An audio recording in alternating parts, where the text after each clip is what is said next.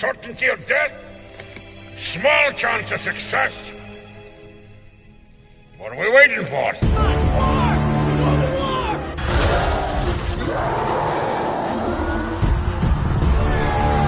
Fellas, I feel this is my lucky day. Brilliant.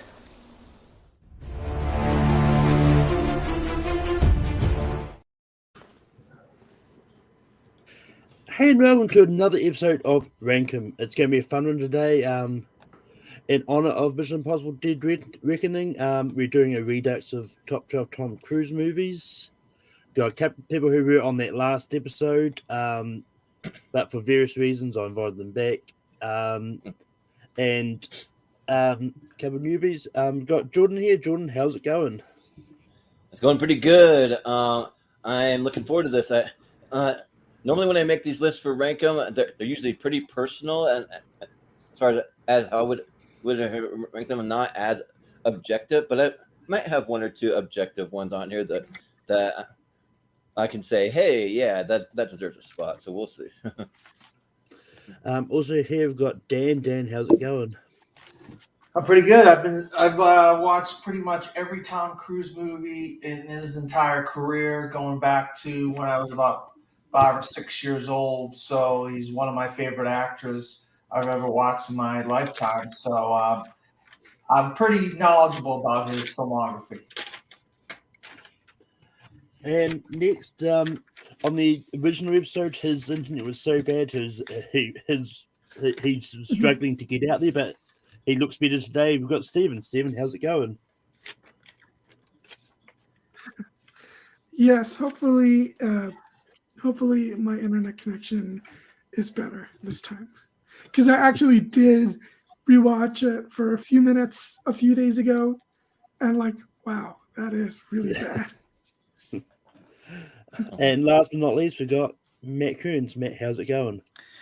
It's going very good. I forced Malcolm to invite me back on this episode, even though, according to some people, I was the reason why the last list was so terrible. So if you're out there watching this, sorry, I guess this Tom Cruise list will once again be terrible. Redemption time, right? No, it's a whole thing. But speaking of the last list, as I turn on a light, so don't look like I'm in. Yeah, I'm like I can really see him. Post-credit scenes of the Avengers. Yeah, right. But this is what the list of the last episode was. So we've got Jeremy Maguire at number 1, Top Gun 2, Few Good Men at 3, Mission Impossible 3 at 4, Edge of Tomorrow at 5, Fallout at 6, Rain Man at 7, Jack Reacher at 8, Last Samurai at 9, Collateral at 10, Minority Report at 11, and Night and Day at 12. As we eventually see how different it's going to be for this one, because obviously there's a few movies that he's been in that recently has come out in the last few years since we did this. This was one of the early ones. I think we did this about 2018 or 2019. One of them. I think we did it. I think it was one of my Fallout. first, I feel like, if I'm remembering correctly. I don't think we did. I don't think we did it for Fallout because either that or it would have had to be like sometime after Fallout for it to make the list. Yeah, I don't know. I feel like there was something. I can't remember. We're going back to 2018, so yeah. And unless it was the time that Top Gun Maverick was supposed to come out, that could have been it. But with that being said, how ranking works is going to go around in a panel and nominate a movie we think belongs on the top 12 list, and everyone will say yes or no to it, and we keep going until we have 12. So, Jordan, what is the first movie you're going to bring up? Okay, so yeah, I'm always a little hesitant whether to bring up like one of my heavy hitters or one of them that's not like right at the top of my list. So maybe I'll go with that, and I want to bring up the movie Rain Man. So I remember seeing Rain Man probably when I was way too young to really see it. I probably saw it when I was like 7 years old or 6, something like that. And the movie was really, really good. and Tom Cruise and Dustin Hoffman, they have great chemistry, I think, and Dustin Hoffman's performance is so good that it almost kind of elevates Tom Cruise in a way, I feel like, and just them being brothers, and Tom Cruise kind of being the guy that's like forced into being a caretaker for Dustin Hoffman's character, and the movie has not only like a great drama, but it's got some good comedy. It's got a lot of good stuff in it. So yeah, let's say Rain Man. Dan, what do you say about Rain Man?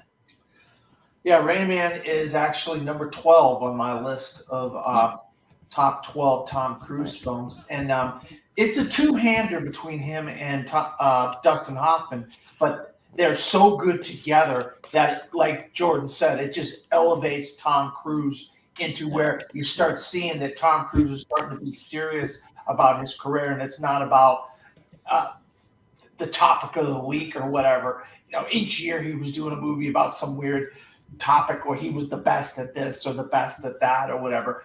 But Rain Man was one of those movies where he really brought his acting chops, and he had to, opposite Dustin Hoffman, who gives one of the performances of his entire career. And Rain Man, he really brings a lot of gravitas to this film. And I think it's you guys could. Is it Barry Levinson that directed this? I mean, Barry. I think so. Yeah. He just gets two phenomenal performances out of these two guys, and this was going to be on my list regardless anyway. So like I said, I had it at 12. So yes for me. Stephen, what do you say about Rain Man? Yeah, it's on my personal list, and the movie doesn't work without Cruise because it's his character that goes through the change, that has the arc. So yeah, I'll definitely say yes to Rain Man. And Matt, what do you say about Rain Man? Yeah, no, I really like Rain Man. Steven said what I was about to say, which is, everyone talks about Dustin Hoffman, and it is an incredible performance, but Raymond begins and ends the movie the exact same way. It's Charlie who has this incredible journey of first he kidnaps his brother kind of just to hold him ransom to get what he feels is his fair share of his father's inheritance. And then he starts to care for his brother. He starts to remember that what he thought was this imaginary friend, the Rain Man, was actually his brother Raymond. And then he wants to start to take care of him. But then at the end, realizing that the institution is the best place for him, it's a beautiful thing. And I think Tom Cruise plays it wonderfully. And it's one of my favorites of his. So definitely, yes. Yeah, this was one that I was going to try and rewatch for us, just never got around to it. But yeah, I remember loving Rain Man. Unfortunately, I probably would have said no to it just because it was outside of my sort of top 20 on my list. But I don't have an issue with it making the list. We're going to have a conversation after the stream, Malcolm. That's out of your 20. I know you like Cocktail, but come on. Cocktail's not even in my 20. Okay. No, look, it was kind of knocked out from some of the moves I hadn't seen for this that just pushed it out that way. But Dan, what is the next movie you're going to bring up? Well, that list that you showed earlier, this movie isn't on that list, and it's absolutely travesty that it's not on that list. And because I think it's the best performances of his entire career. And anybody that knows anything about Tom Cruise, they know that he was going for the Oscar for this movie. He was going for Best Actor, and he came very, very close for playing Kovic, Ron Kovic, in Born on the 4th of July. This is the guy who's Mr. Patriotic. He loves his country. He wants to go to Vietnam. He wants to get in the war, and then he gets in the war. He gets injured. He comes back, and the country hates him. And he goes through this entire transformation of being this patriotic guy, and then this guy that his country doesn't want anything to do with him. And then so he starts kind of picketing and started going against his country because of the way they were treating Vietnam vets and people in Vietnam in general. I mean, and his physical transformation is just as incredible as his performance in the film. And I think if you're going to have a list of Tom Cruise movies, the best of Tom Cruise, you absolutely have to have Born on the 4th of July on that list. It doesn't matter what panel we have, this is the best performance of his career. Not in my opinion, in general. Go look up reviews of this movie, of all the heavy hitters that reviewed this movie back in the day. They will tell you this is the best performance of Tom Cruise's career, and he really was going for the Academy Award for Best Actor. I forget who he got beaten out by that year, but it was 1989. But he's just incredible. It's just the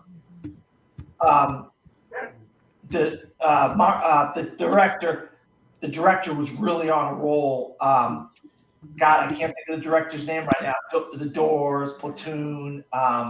Oliver Stone. Oliver Stone was Oliver on Stone. a roll. He was absolutely on a roll at this time, and a little bit after this was JFK. I mean, he was just hitting home run after home run after home run during this time in his career, and he latched on to Tom as his leading man in this role, and he hit a home run in this performance. So, yeah, Born on the 4th of July. Stephen, what does it say about Born on the 4th of July? So I don't remember, but I might have. I'm pretty sure I would have brought it up on the last one, and I don't remember why it must have gotten shut down. But my guess is most of the panel must not have seen it, because I agree it's probably his best performance. I mean, there's a few other performances he's given that I think are up there as well. And yeah, I mean, between this, Platoon, and JFK, I think those are Oliver Stone's best movies. So it's definitely a yes for me.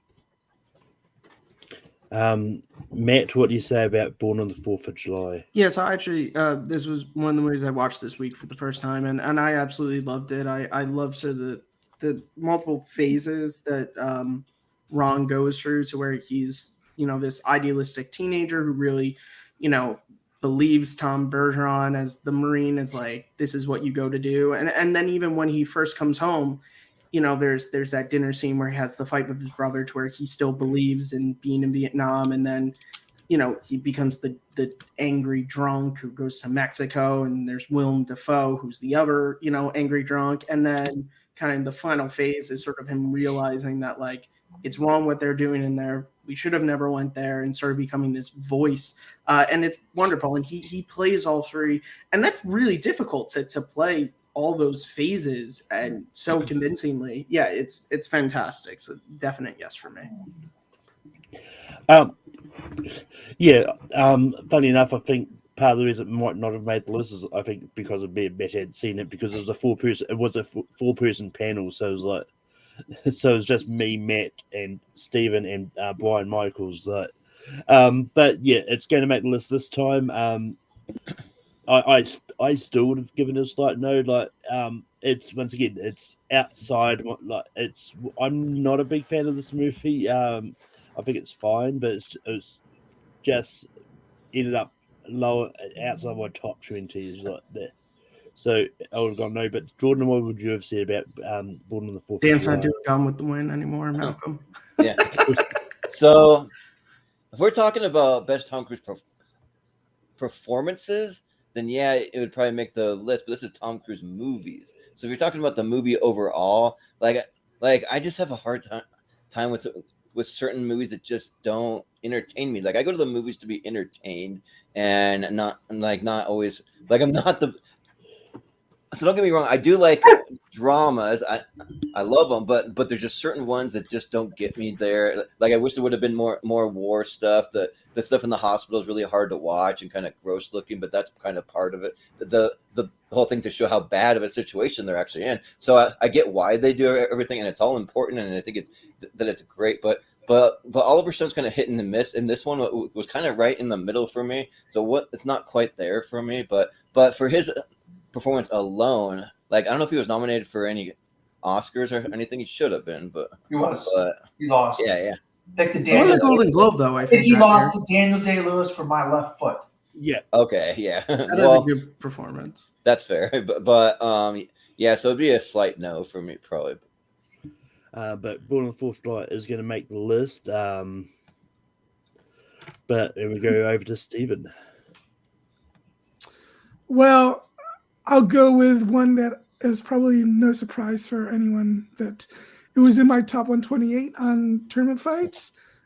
It's My Name, his character, and it's my favorite movie of his and one of my favorite Steven Spielberg movies, Minority Report. I absolutely love this movie. I love science fiction in general, and this is one of my favorite science fiction movies. And Cruise is great in it at playing, damaged guy from, his son disappearing. And the whole story with the precogs, and then, it kind of turns into him having to be on the run looking for his Minority Report so that he could, prove that he wasn't going to kill this guy. But then the twist where he's actually kind of set up to do that with Max von Sydow's character. I don't know if I'm pronouncing his last name right. It's a great looking movie. It's just one of my favorite movies, period, not just of his. So, Minority Report. Matt, what do you say about Minority Report? I like Minority Report, but it's one of those movies that I just don't ever find myself going back and rewatching. And he's good in it, but I can think of a couple more movies that I like more, and I can even think of another Cruise Spielberg sci-fi collaboration that I like more. So I'm gonna give it a no. Like when I made the list of movies I wanted to try and rewatch for this, Minority Report was at the bottom of it. I'm not a fan of Minority Report at all. It's one I've never really gelled with. I was willing to give it a rewatch for this, just didn't get time. But Jordan, what do you say about Minority Report? Well, Minority Report's probably my favorite Tom Cruise and Steven Spielberg sci-fi collaboration. I like this one probably a little better than the other one, but that being said, there are things that I really like. I really like Colin Farrell's performance. I like when they go see Peter Stormare and you have to get his eyes replaced or whatever. But overall, yeah, this movie ranks pretty low just because there's just so many other great movies in his career that just for me don't really hold up to Minority Report. So I gotta say no. Dan, what do you say about Minority Report? I actually agree with John Anderton here. I think this is a fantastic movie. I think it's a great mystery. It has great sci-fi elements. It's got great acting. It's got so many different elements that are fantastic. This is the kind of thing, would you rather have something different that's not a cookie cutter of something else that Tom Cruise has done for 40 years? Or would you rather have the same old 5 films that are the same exact thing? And he drives a car, he makes drinks, he does this, he does that. This is something original, something different, and it's got a great sci-fi vision to it. And this is the kind of thing that Steven Spielberg has really honed in his career, doing these different types of things. And I think you guys are missing the boat here. This is definitely one of Tom Cruise's best films of his entire filmography. But that Minority Report doesn't make the list, and we move over to Matt. Yeah, so I'm going to go with one that I actually watched this week for the first time, and I really liked it. Ron Howard's Far and Away. I think this is a fantastic movie. Cruise plays Joseph, who is this poor Irish farmer who his father dies, and the sort of rent collectors burn down his family home. So him and Nicole Kidman, they set off for America because they believe that is, that is the land of opportunity, and they wind up in Boston. And at first they're working at this chicken factory, and then Cruise becomes this sort of scrappy fighter, and all these things happen. I think there's a great cast of this. Cole Meany has a part in it because, of course, it's a movie with Irish people, so of course made in the 90s, so of course Cole Meany had to be a part of it. I just think I think Cruise is really good in it, as someone who is Irish and has, my dad's an immigrant. He even approved of Cruise's accent in this. So you got firsthand that he has a pretty good Irish accent. And I just like the story about, sort of this sort of like belief in that American dream that people had once upon a time and still do to an extent today. So yeah, Far and Away. Yeah, funnily enough, I also watched Far and Away this week for this. But yeah, Far and Away, it's a really good movie. Like, it's one of those ones that took me a little bit to get into it, but once I sort of got into it, it's like it was really good. And yeah, like Cole Meany was good in it. Greg from Dharma and Greg is in this as well. Thomas Gibson is also here in here. And yeah, it's one of those movies that I think is really good, and I think it doesn't get talked about as much. So I'm going to say yes to Far and Away. Jordan, what do you say about Far and Away? Well, I had a big list of Tom Cruise movies that I was going to try to watch for this, and I did watch one on the 4th of July for the first time. That was a first time watch, but for Far and Away, I didn't quite get to it in time, so I haven't seen it. So unfortunately, I got to say no because of that. Dan, what do you say about Far and Away? Well, I saw this in the theater when it came out in 1992, and I'll tell you what. If you think of Born on the 4th of July, and you think of Tom Cruise giving the performance of his lifetime, and then you think of this, it's nowhere near that performance. It doesn't even come close to that performance. And both him and Nicole Kidman's performances, in my opinion, are just so clunky and so bad in this movie. As a kid, probably about 15, 16 years old, 17 maybe. I was emotional watching this, but as the years have gone by, this movie has really lost a lot of its luster. It's lost a lot of its emotional impact because I've seen this type of thing done before. Way before this ever come out, there was so many of these types of movies. And then we've had TV shows and things like that have done this similar thing. And I just don't think when you think of Tom Cruise's career that this is one of his top 12 movies of his filmography. And then, he met Nicole Kidman on this movie. They get married. Then, of course, we know what happened after that, So his career... Actually, they met on Days of Thunder. Yeah, Days of Thunder. And then he was in this with her. And then he was in Days of Thunder with her, which came out after this. So he actually met her on this movie because this came out first. No, this Days of Thunder was 91. This is 92. Okay, all right then. But whatever, that doesn't really matter. What matters is the performances aren't that good in this. The movie loses a lot of its luster when it first came out. It was emotional, it was impactful. But now, as the years, 20-something years, almost 30 years have gone by, it just doesn't stand up in his career, in his filmography. It just isn't that good. And in Ron Howard's career, he's done better things than this. In the early 2000s, he had 2 or 3 really great films in the early 2000s that just blow this away out of the water. So I have to say no for Far and Away. Stephen, what do you say about Far and Away? You're muted. Muted. So I've seen most of Tom Cruise's movies, but I do have a handful of blind spots, and this is one of them. And the funny thing is, this would not have been one of the movies that I probably would have tried to watch, simply because it wasn't well received. So I didn't think it would have been, it would have come up here. I haven't seen it, so I have to abstain. Unfortunately, Far and Away is not going to make this list, and it's on me.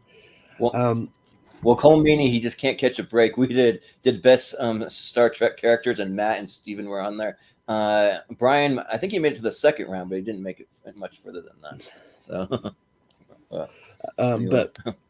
but moving here, I'm going for a movie that didn't make, that wasn't on the last one, and it's one that I think is really good and better than the original. I'm bringing up Top Gun Maverick. I think Top Gun Maverick is definitely one of his best movies, and it's it's much better than the like the OG one. Like I wasn't as high as the OG Top Gun, but I did do a double feature and rewatched both of them, and this Top Gun Maverick is just really good, and I think his acting is much better as well. Like there's definitely argument to be had that he should have been nominated for an Oscar. I want to think he was really close to it. Just the other ones were just that little bit better, but yeah, and it's just the jet fighting and all that. I think it is sort of understandable why this sort of got the nominations it did get. And yeah, so Top Gun Maverick. Jordan, what do you say? Well, I'm right there with you, Malcolm. I think that's a crime that it didn't make the first list, but maybe it might have came before when you guys did the first Tom Cruise list. Maybe it was before Top Gun Maverick. I don't know when you guys. It did was. Okay. Well, then it'll be a crime if it doesn't make this list because this movie's awesome. I think that it's quite a bit better than the original one, and yeah, I think that it just shows how far Tom Cruise has come as an actor, and it's another example of Tom Cruise laying it on the line for cinemas. He's doing all the flying in the fighter jets and all that, and then he also plays really well with the cast too, especially Val Kilmer. That they have a really sweet scene together, and then Tom Cruise and Miles Teller. That they're really great together. Even Tom Cruise and Jennifer Connelly worked really well without having like a full-on romance. Like they kind of had like a romance of sorts, but yeah, like I think that it works really, really well and makes you feel very patriotic if you're from the U.S. So that plays in it for me, and yeah, I think that it was great. So I'll say yes to Top Gun Maverick. Dan, what do you say about Top Gun Maverick? Well, let me tell you guys something. I saw this movie 2 years before it actually came out in theaters due to a confluence of events. I was seeing a early test screening, but then COVID happened, and then the movie never came out. So when I finally saw the movie, I was like, oh, well, this is the same movie I saw 2 years ago. And I thought to myself, this movie isn't as good as Top Gun. Why are they shoehorning this Jennifer Connelly character in here? I mean, what's she got to do with anything? You know, they get just to give him a love interest. And then, of course, Top Gun Maverick is more of a director's and cinematographer and editing movie. It's not about Tom Cruise. I think he gives a better performance in the original Top Gun. I think the original Top Gun is a better movie. It's a more nostalgic movie. It has songs. It has numbers. You know, they try to have Miles Teller rip off his father's performance with the piano and Great Balls of Fire. I would take Goose's performance of that all day, every day of the week. And so I'm going to say no for Top Gun Maverick. Well, it's funny enough that you said that you saw it early. I got one of the original posters on my wall. If you can kind of see it there, it says 2020 on there. So yeah, it's one of those original posters that came out, and then it got delayed. But Stephen, what do you say about Top Gun Maverick?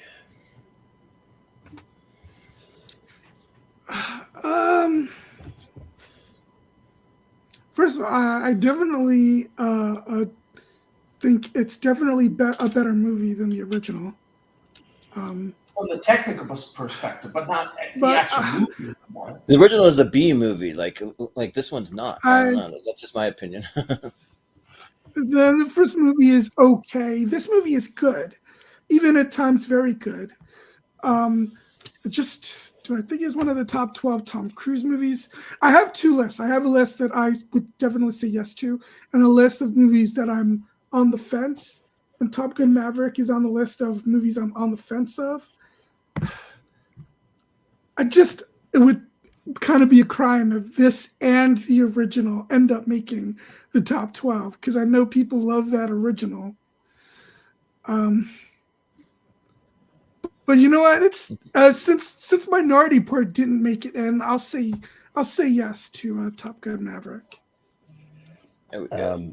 But Matt, what do you say about Top Gun Maverick? Yeah, I love both Top Guns. I am someone who I believe Top Gun is the best 80s action movie of all time. But I also love Top Gun Maverick. I think they're great. And Dan, actually, just a fun fact, since I know you love the original, Jennifer Connelly's character is actually mentioned in the original Top Gun. There's that scene when they're being read the riot act, and he says, "And one admiral's daughter," and Goose goes, "Penny Benjamin?" And Maverick just goes. So that's actually, she's playing Penny Benjamin. So just a fun little note about her character. But yeah, I really love this movie. I think it's fantastic. I go back and forth on which one I like more on any given day. I have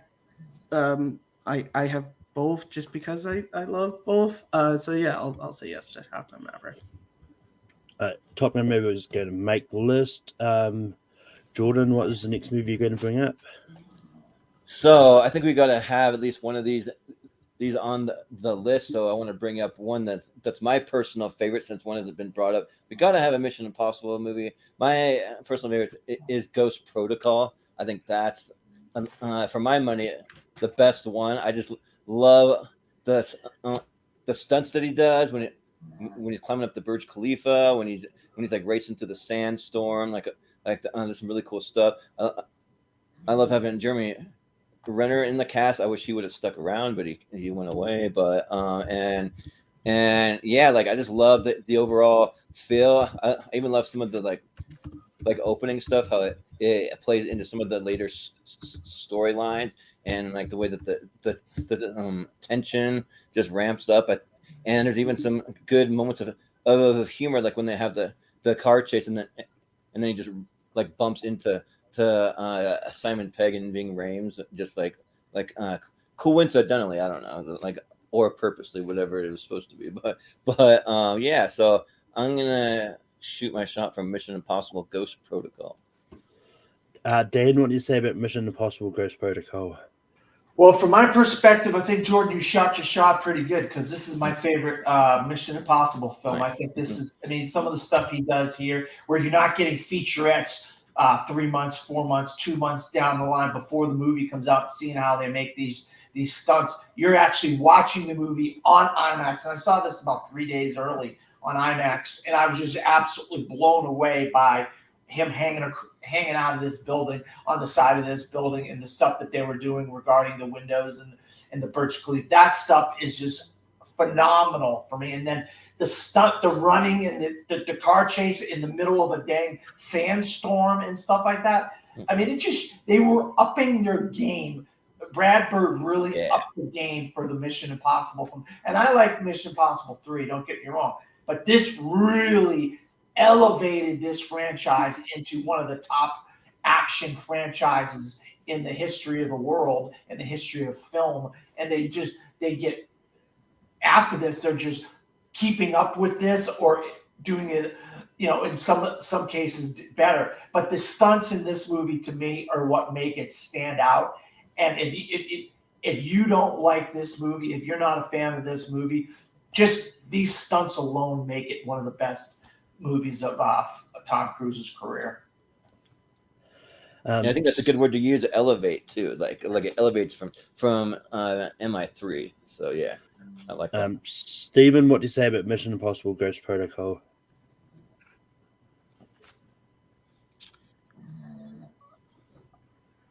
Can you guys hear me?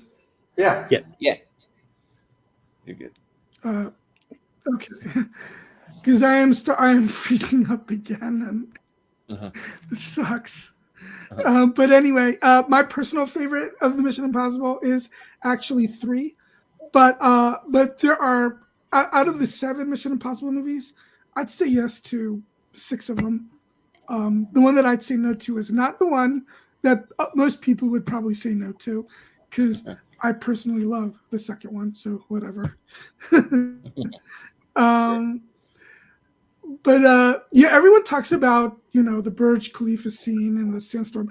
That whole Dubai scene is great, but nobody talks as much about the garage scene at the end of the movie, which I think is also a really well edited and really well directed fight scene. But yeah, so totally. like I said, I'll definitely give this is one of the ones that I would definitely give a yes to. Matt, what do you say about Mission Impossible Ghost Protocol?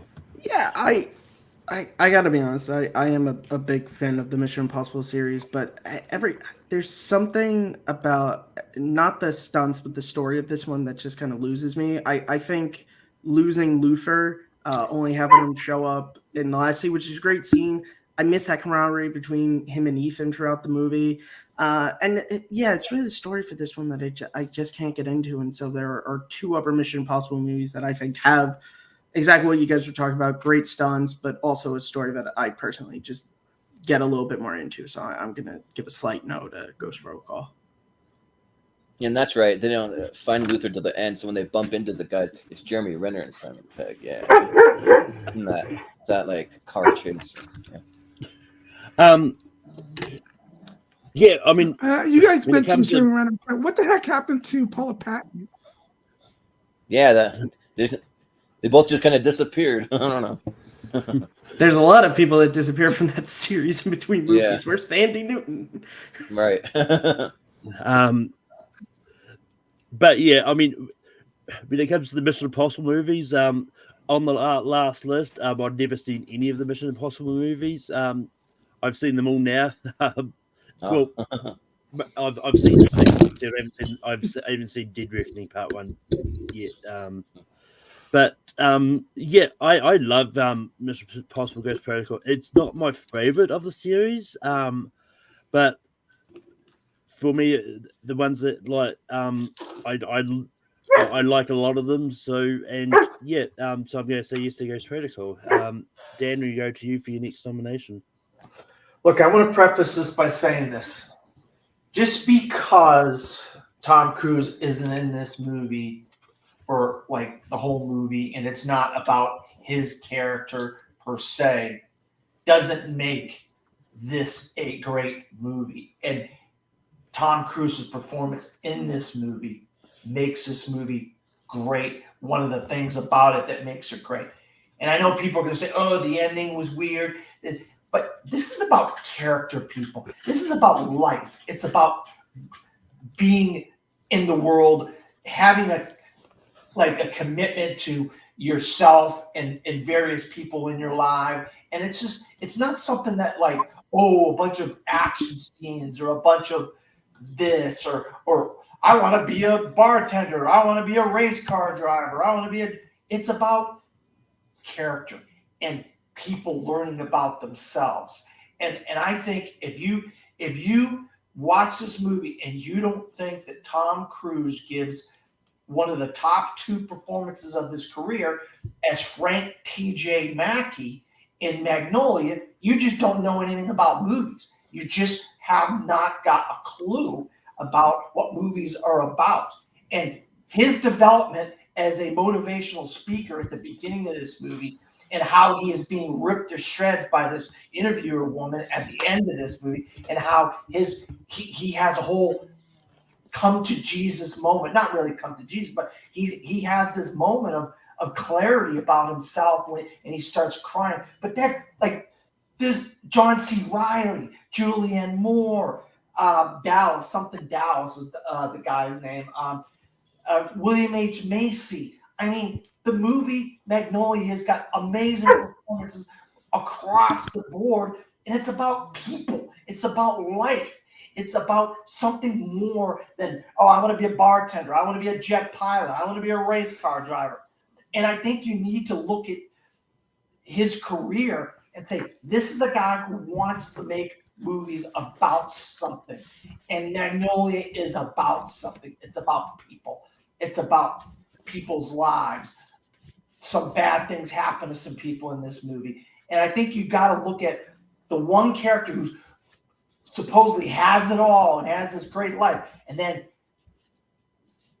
he just doesn't have what he is perceived to have as Frank T.J. Mackey.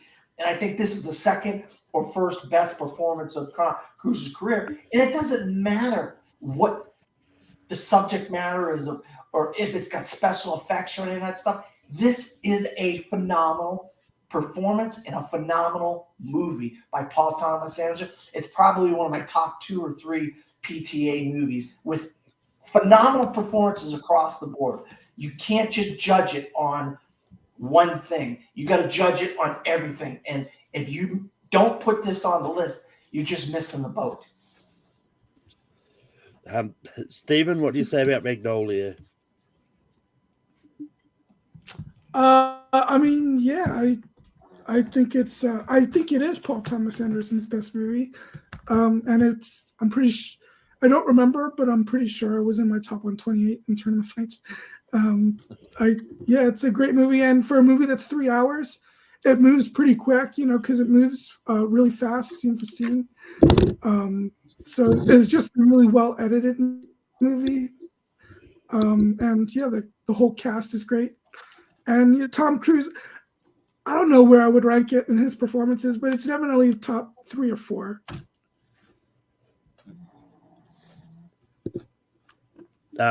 Was there was a yes to Magnolia? Stephen? Yes.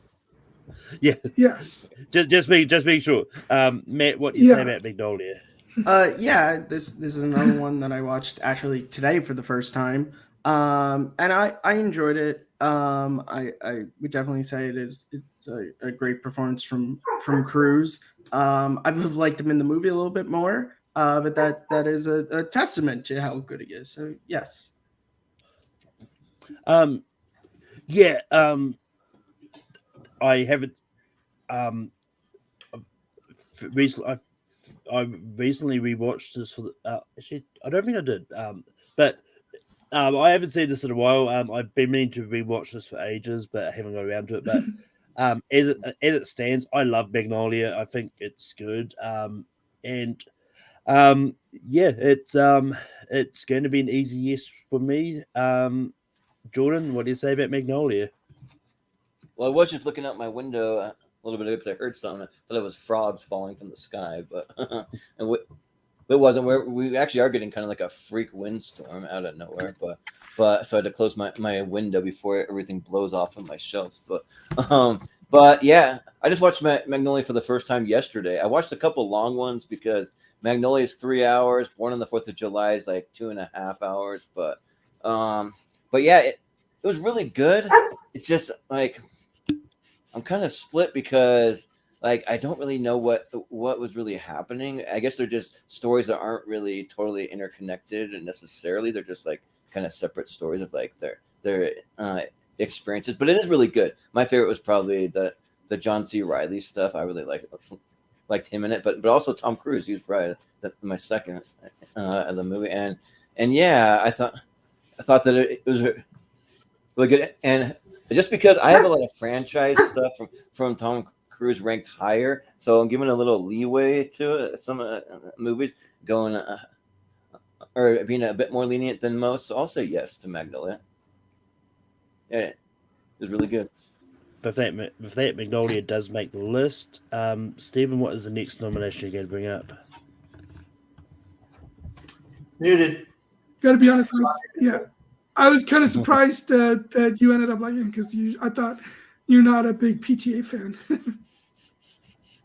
I'm not. That's probably the one that I like the best from at PTA. Well, that and Boogie Nights are probably like the two I've liked the best. Yeah.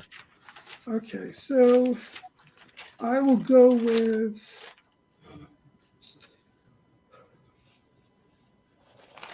I'll go with one of 2 Cameron Crowe movies that Tom Cruise has done.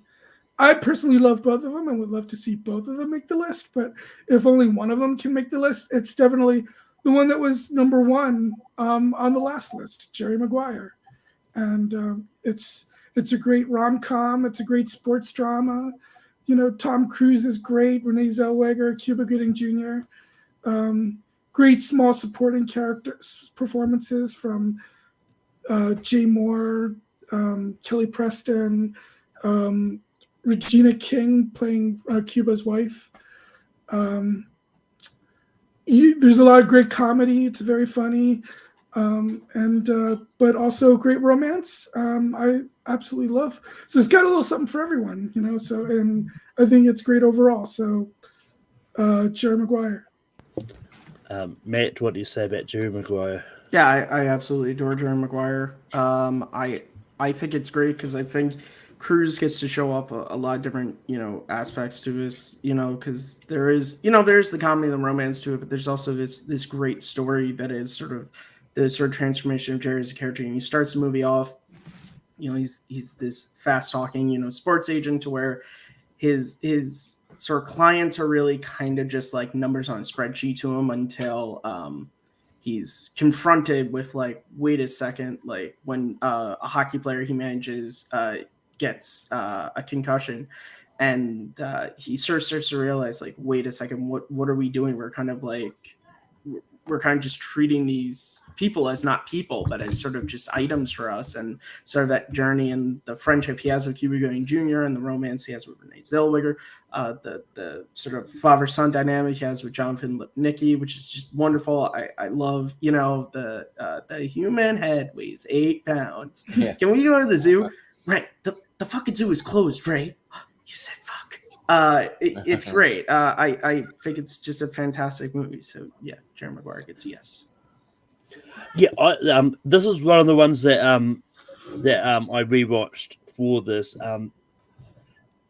because I hadn't seen it in ages, and yeah, it's a really good movie. It's one of those movies that for the longest times, like, I wouldn't consider the song from. After we watched it, it's like, yeah, I was crazy when I said that. It's like, it's definitely the rom-com is definitely probably more relevant than the sports aspect to this personally, but yeah, and also after watching this and A Few Good Men, I was like, there's a small moment in Jerry Maguire where he tells us like, you just can't handle the truth. It was just something subtle. It was like and that, like, if you had, and just for the fact that I saw them both very close together, it was like I picked it up. It was like if I just sort of rewatched that without watching A Few Good Men, then I probably wouldn't have. But yeah, it's an easy yes for me as well.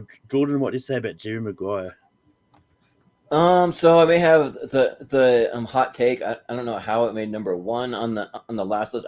I'm not a Jerry Maguire fan. I'm not a Cameron Crowe fan either. Like, I just don't really like most of his movies. And I call this movie a movie of catchphrases, like help me, help you, or like you complete me, or show me the money, or like whatever it is. There's like all these catchphrases, and like it just gets a little cheesy. Like some of the dialogue and the things that they're doing, I just don't really buy it. I don't buy the romance at all. Like, I just think it's just cheesy to me. Like, I just don't really care for it. I'm not going to say that I completely hate the movie. I don't. Like, I think that it is a good movie, but as far as like top 12 Tom Cruise, no way. It's not on the list for me.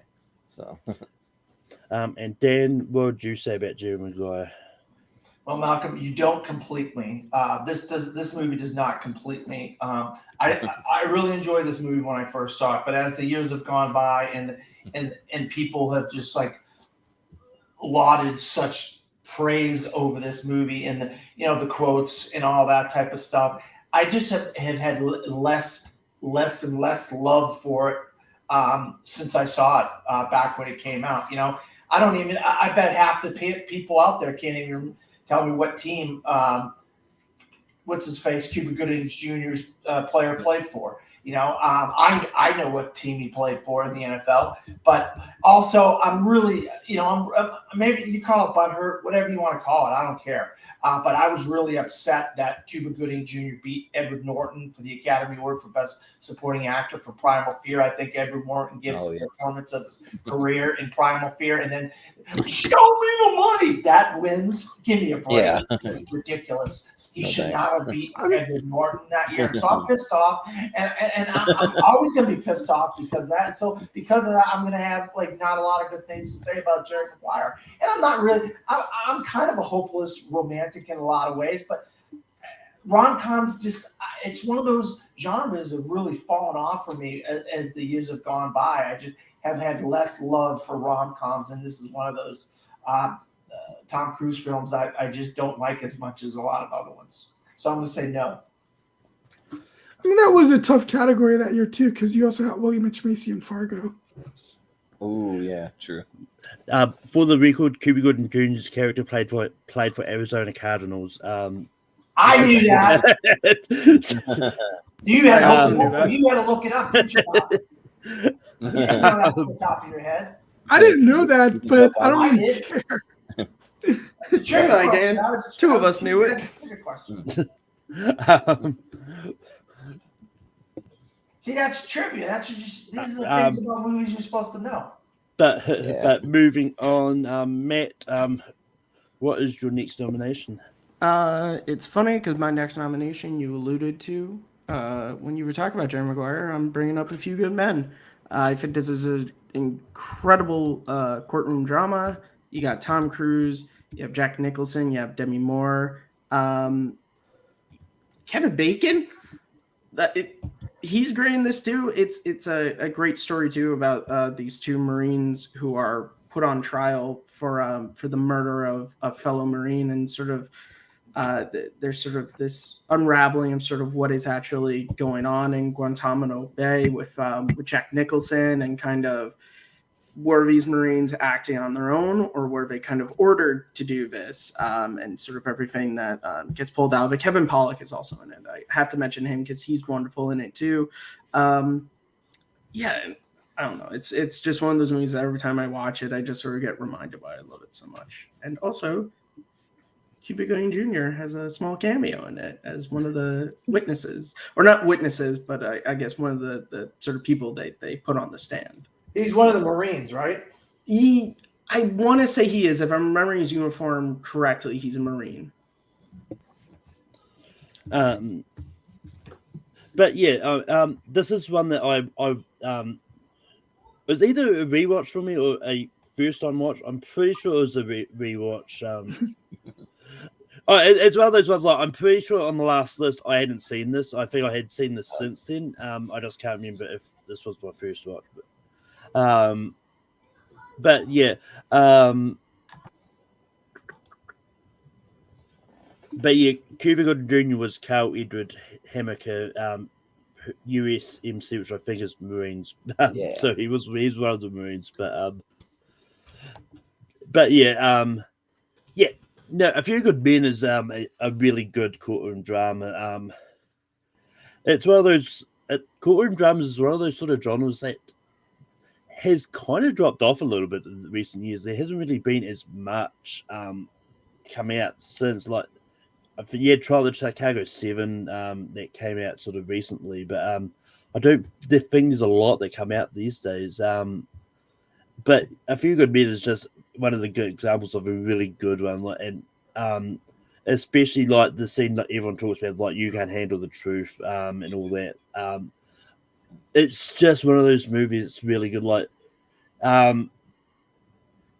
So yeah, it's an easy yes for me for A Few Good Men. Jordan, what do you say about A Few Good Men? Yeah, so A Few Good Men is one of those dramas. Like, I mean, when I'm not huge on certain ones, this one's awesome. I freaking love A Few Good Men. I love the story surrounding these characters that get put on trial. I love Demi Moore's character. I think she's really awesome in it. And then Jack Nicholson and Tom Cruise giving both powerhouse performances in it.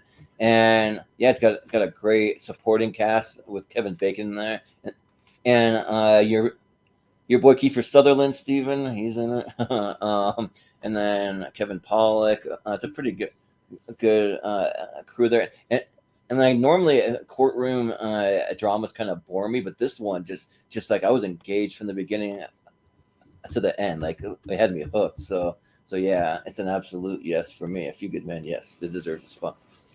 And Dan, what would you have said about A Few Good Men?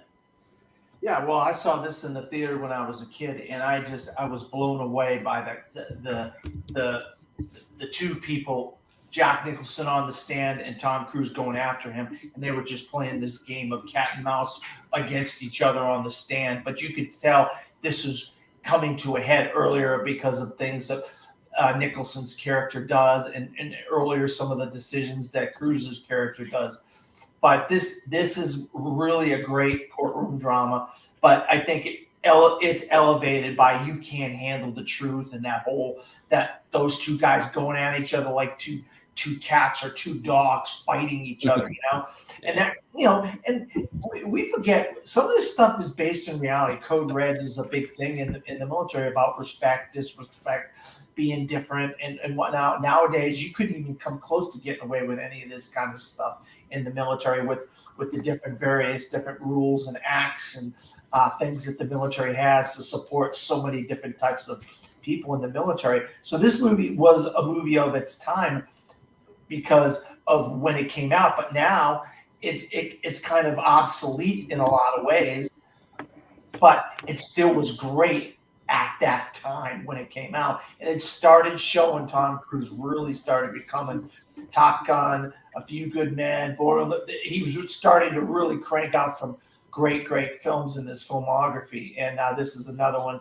And Jack Nicholson was at the top of his game at this time. So yeah, I definitely would put A Few Good Men on the list.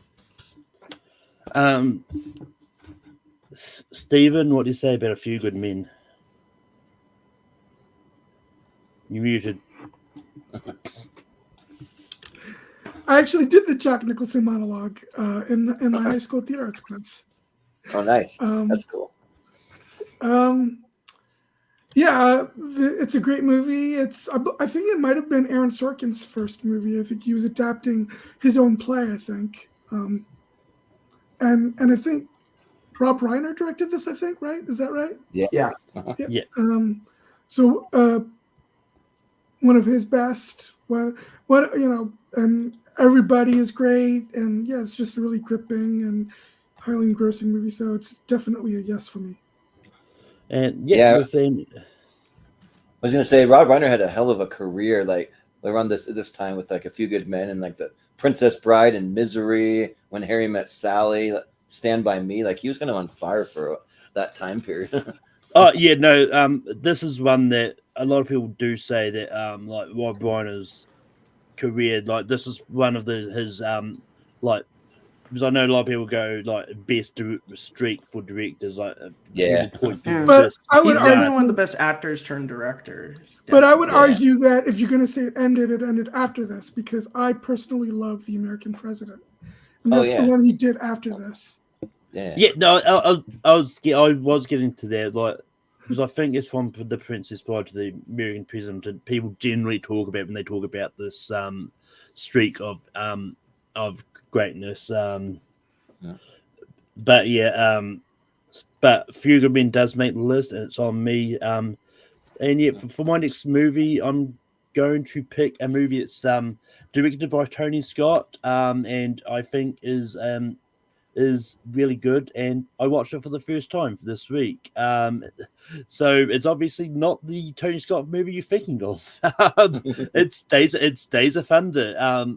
Look, this may be Tom Cruise driving a race car, but the movie is just really good. And like I think the relationship with Nicole Kidman is good in this. And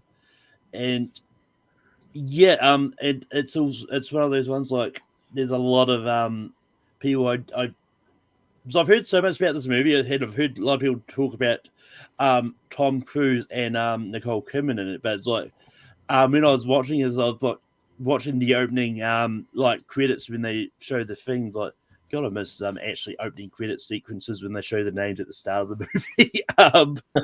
Yeah, they do it at the end now instead of the beginning. Yeah. Oh yeah, like you don't get that much anymore. Yeah. But like I saw all these names come, I was like, wait, John C. Reilly's in this? Robert Duvall, Randy Quaid. It's like Margot Martindale, who's probably someone you may not really know that much, but being on this end of the pond, I know a lot about her.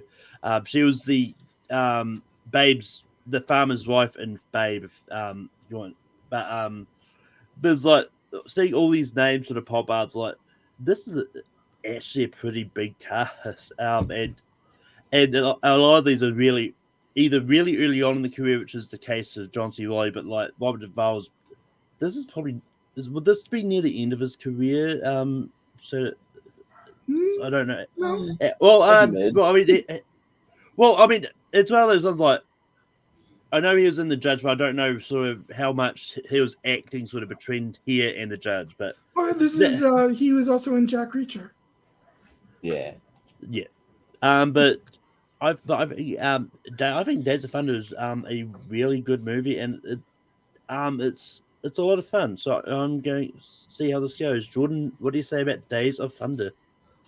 Yeah, I think Day of the Thunder rules. Like, this movie is awesome, and I saw it for the first time on a big screen. We went to a family friend's house who had who had a lot of money, so he had one of those in-home theaters, and he actually has like theater seats built in, and like when you queue up the movie, all the lights dim, and he made his own theater room. So that was a cool experience to do that, and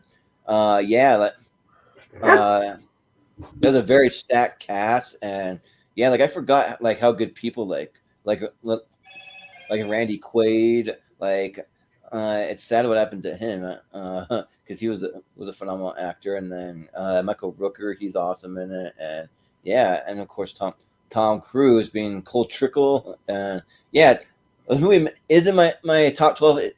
That's near the lower half, but it was definitely there, so I'll say yes. Dan, what do you say about Days of Thunder? Well, a lot of people don't know where I live. They know that I live in Florida, but they don't know exactly where I live. Well, this movie was filmed in my hometown of. I live 25 minutes outside of Daytona Beach, Florida, and nice. Of course, we know Daytona Beach Motor Speedway, which a lot of this movie was filmed at. But then they had they're racing on the beach or the beach side of Daytona Beach, and they get in trouble. They get in trouble with the law and all that stuff. They have to go to this office. They end up meeting Randy Quaid, the owner of something, or one of the NASCAR, or one of the big wigs, and they meet all these guys meet in this office. Well, that was filmed at a local university here called Stetson University. So I have a lot of nostalgia for Days of Thunder because I'm a massive NASCAR fan. You know, I grew up watching Jeff Gordon, Dale Earnhardt, and all those guys when I was a kid, and obviously since then. But I think, and I'm a big fan of this movie. Don't get me wrong. I love a lot of Tom Cruise movies. But I think if you're talking about the top 12 Tom Cruise movies, and, the bartender, the pilot, the race car driver, the this, the that, the job of the week for Tom Cruise or the job of the year for Tom Cruise, I think you really have to look at Days of Thunder and say that's just not on his upper echelon of films that he was in. And that whole streak he was on, I enjoyed all those movies. I saw them all in theater, and you just can't put Days of Thunder in the same as Far and Away, in my opinion, in the top echelon of Tom Cruise movies. You just can't do it. And I loved this movie. And I'm telling you, from a perspective of someone who saw it in theaters, who has a personal connection to this movie and likes this movie, this is just not one of the top 12 Tom Cruise movies. And for that reason, I have to say no. Stephen, what do you say about Days of Thunder? I think I'm going to have to ultimately abstain because it's been so long since I've seen it that I don't really remember it. And I got to be honest, I do remember thinking that it's one of his lesser movies. But again, since I don't really remember it, I'm going to abstain. And I will say this, there's talk about them doing a sequel where he's the owner of a NASCAR team, and he's going to have these new up-and-coming guys do the same thing from Top Gun Maverick all over again. So that's what I heard. I don't know, Malcolm or somebody told me this, that there's a potential we're going to get a sequel to Days of Thunder. I mean, I think that the movie plays a little better if you see it. Like, I saw it on like a bigger screen with like booming surround sound, and like that definitely helps for this movie. I would say that too. So, but moving on, someone who I know also watched it for the first time this weekend. Matt, what do you say about Days of Thunder? What are you talking about? I saw Days of Thunder back in high school. No, I saw you post watching it. I thought it was the first time. I didn't watch it this week. Malcolm, I figure you're confusing me with someone else. Because I absolutely love Days of Thunder, and I've loved it since I saw it in high school. I'm going to drop the hammer. You most certainly will not. I'm dropping the hammer. Yeah, this movie's great. I think these are the sort of type of blockbusters that I hate that we don't get anymore because it's not franchised, because you can't throw like sci-fi into it, like when we could just have sort of the Top Guns and the Days of Thunders type movies. I think this is great. I think Michael Rooker is really good in the movie too. We haven't mentioned him yet. He's great as sort of like at first he's sort of a foe to Cole, and then they become friends later on. I love Carrie Elways, who is brought in after Cole has an accident, and look, between this and Twister, Carrie Elways plays a great smarmy dick in 90s movies because he does the same thing, he has that kind of like, you know what, you're going to just have to watch me, Cole. It's fantastic. And Robert Duvall is like, God, look, it's Robert freaking Duvall. Like, this man just exudes like presence, and he has it throughout this movie. I absolutely love this movie, so I'm giving it a yes. Yeah, and with that, Days of Thunder is going to make the list. And yeah, fun fact that I actually found out about watching this, the name of Tom Cruise's character in this is a nod to a veteran racer whose name is Dick Trickle. Yes, it is. Yes, and Dan, that's really cool that you live around and you were living around that area when the movie. That must have been pretty cool. When you're watching, you're like, I know that street. Yeah. It was like that was like me with Born on 4th of July, because I'm from Long Island. So when they were talking about his town and everything, I know that town. So I was like, I know that place. Yeah, I mean, that was me with any movie filmed in yeah, that was you with Lord of the Rings. You're like, I know Hobbiton. I went there last week. Well, no, there's another movie. This is Backyard. What was it? Came out 2 years ago, Malcolm. The Netflix movie. Royal Treatment. What was it with Benedict Cumberbatch? Power of the Dog. Yeah. That was Malcolm's backyard. Oh, really? I haven't seen Power of the Dog. That's cool. It's always fun when movies are filmed like where you're from, because you just be like, hey. Well, it's like Napoleon Dynamite for me. It was filmed in like the town that's like 30 minutes from me. So yeah. Well, I mean, the one that kind of really got me is the movie Netflix movie The Royal Treatment, and like that was literally filmed in the same city as me. Is like, and watching is like, oh yeah, I know that location. That's not in America. That's it, Malcolm. That's another Rankum episode. Top 12 movies from where we're all from. Yeah, right. The most random and impossible list to make. But Jordan, what is the next movie you're going to bring up? So I guess I'll be the Mission Impossible guy, because I think that this franchise is big enough to have two of them on there. So I'm just going to shoot my shot for one of the other ones. And it's one of the ones that I kind of think of more objectively, because on my personal list, I actually have two other ones ranked higher than this one. But I think objectively, it's the one that just kicked it all off, and the one that I think has the best writing. I'm going to go with the original, the very first Mission Impossible, because I just like you introduced to the character, and for me, I just like the story arc that he has. Like it's just a really great writing with like, I think it's like Job 3:16 or whatever he's doing, and just like him almost kind of having to uncover a mystery, just one thing after the next, of like these things that unfold, and who this person is. He gets kidnapped by like a person who's part of an agency, and he's trying to figure it all out. And like, it's not a spoiler, because I mean, it happened in the beginning. He has to deal with this whole team basically dying on a job, so he feels guilty for it. And yeah, and even has like a pretty good stunt scene on the train. I mean, it's not going to live up to some of the ones he's doing now, but I feel like it's still pretty fun and spectacular for the time. So yeah, I'll go with the OG, the original Mission Impossible. Dan, what do you say about the OG Mission Impossible? Now, if somebody would have brought in the original Mission Impossible up from the beginning, I would have said yes, because I absolutely love it. It's in my top 12.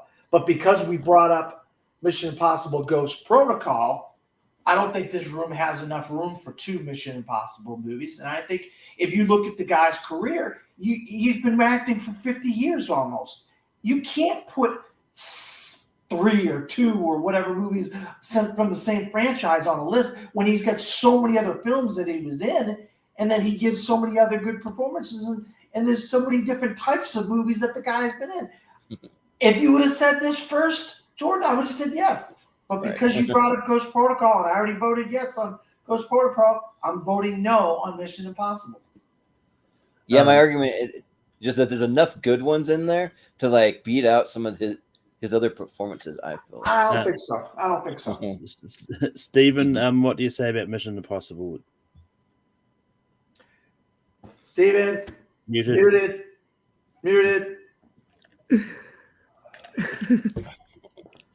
Well, I mean, I think all of the Mission Impossible movies are at least good. Some Yeah, they are. Most of them are actually. I'm not saying they're not good, Steven. I'm not saying they're not good. Yeah, I don't think there's a bad. Yeah, but I do agree that a bunch of Mission Impossible movies.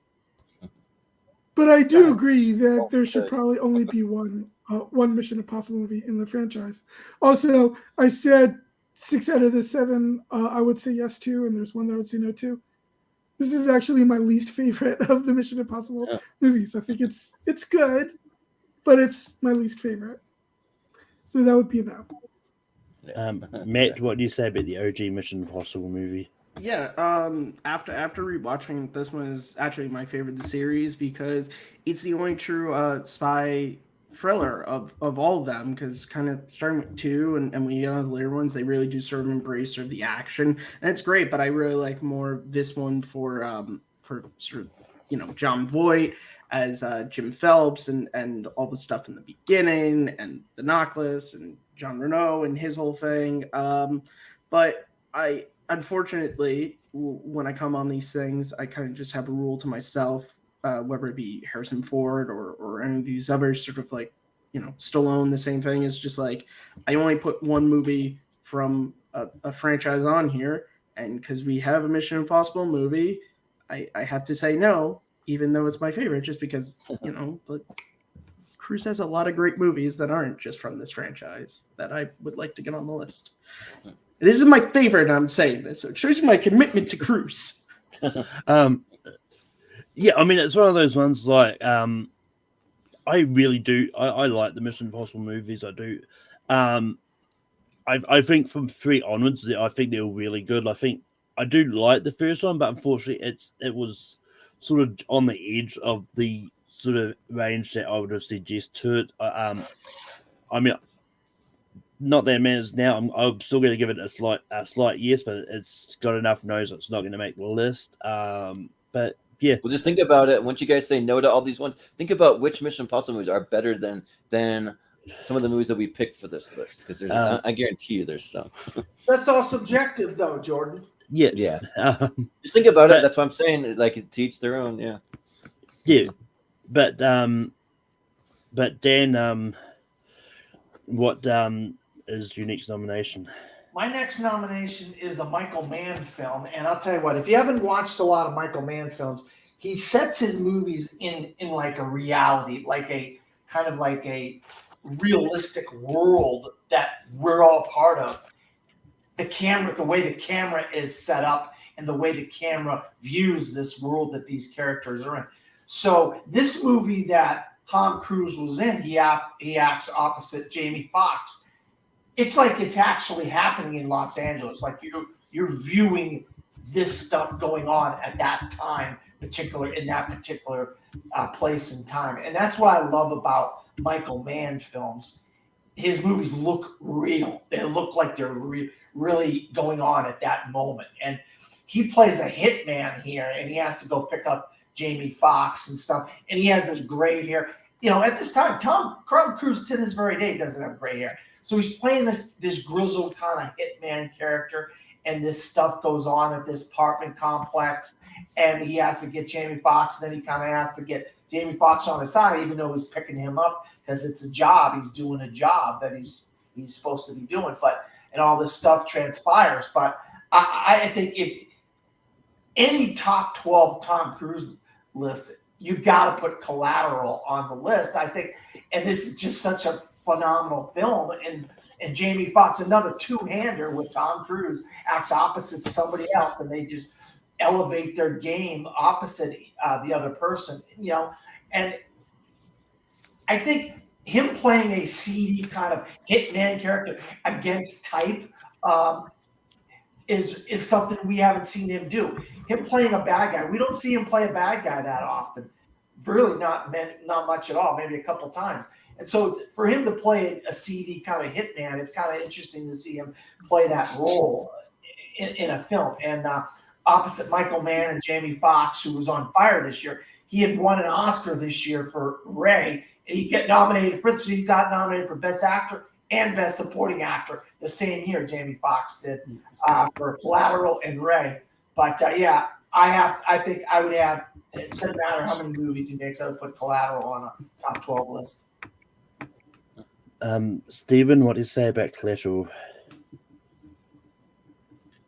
Yeah, I always thought he never should have been nominated for this movie. Not because Jamie Foxx, not because he doesn't deserve it, but it was, in my opinion, a case of category fraud because he's not a supporting actor in this movie, Jamie Foxx. Yeah, that's probably true. He's supporting to Tom Cruise. Tom Cruise is the lead. I have Collateral. He's supporting. That's why he's supporting. I have Collateral. I think the way I always look at it is who is the movie about? And it's really more about Jamie Foxx than it is, even though they're both leads, the movie is even more about Jamie Foxx than it is about Tom Cruise. So if you're only going to have one of them as the lead, it would be more Jamie. Tom Cruise would have been nominated for Best Actor because he's Tom Cruise. And Jamie Foxx maybe not quite as on his level of stardom. That's just how I feel. But I'll give Collateral a yes. I think it's a really good, solid movie. So you know, it's fairly conventional, but it's well done, and you know, has good action, good cinematography. So yeah. Matt, what do you say about Collateral?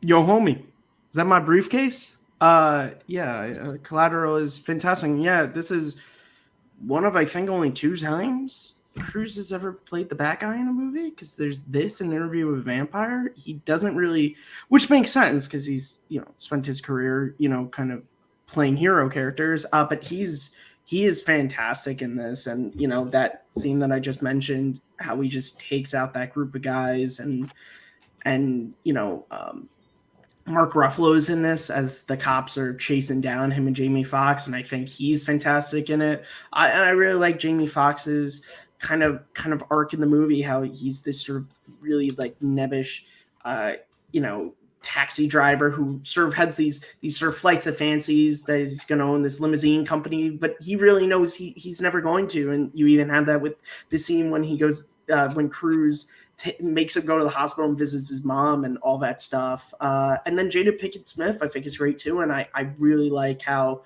they introduce her and then loop around to her at the end. I think that was fantastic. And yeah, it's Michael Mann, so obviously that guy just knows how to shoot LA, because this is like there's Heat and there's this, and there's also apparently this third LA movie that Michael Mann wants to make.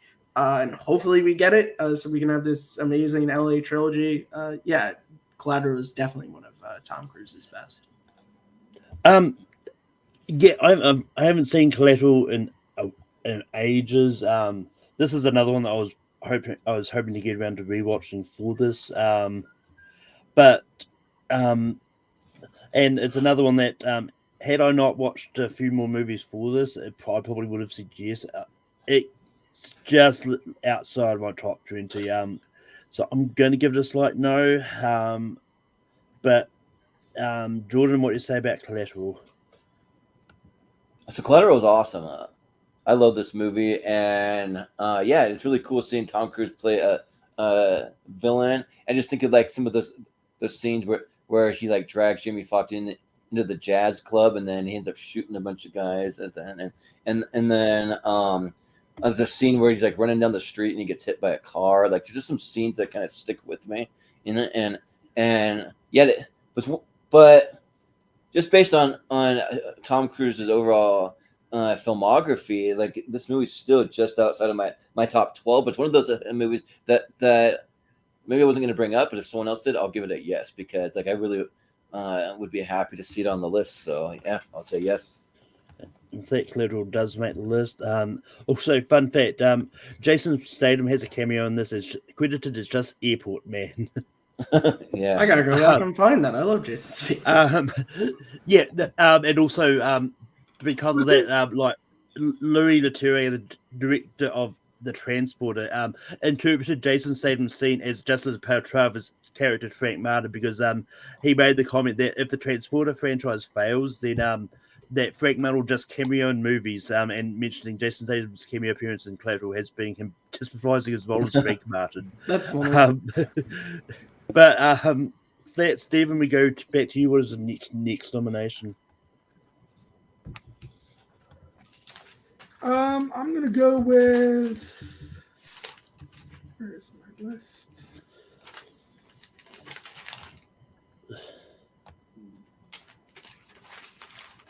I'm gonna go with. Oh, here we go. Okay. The Last Samurai.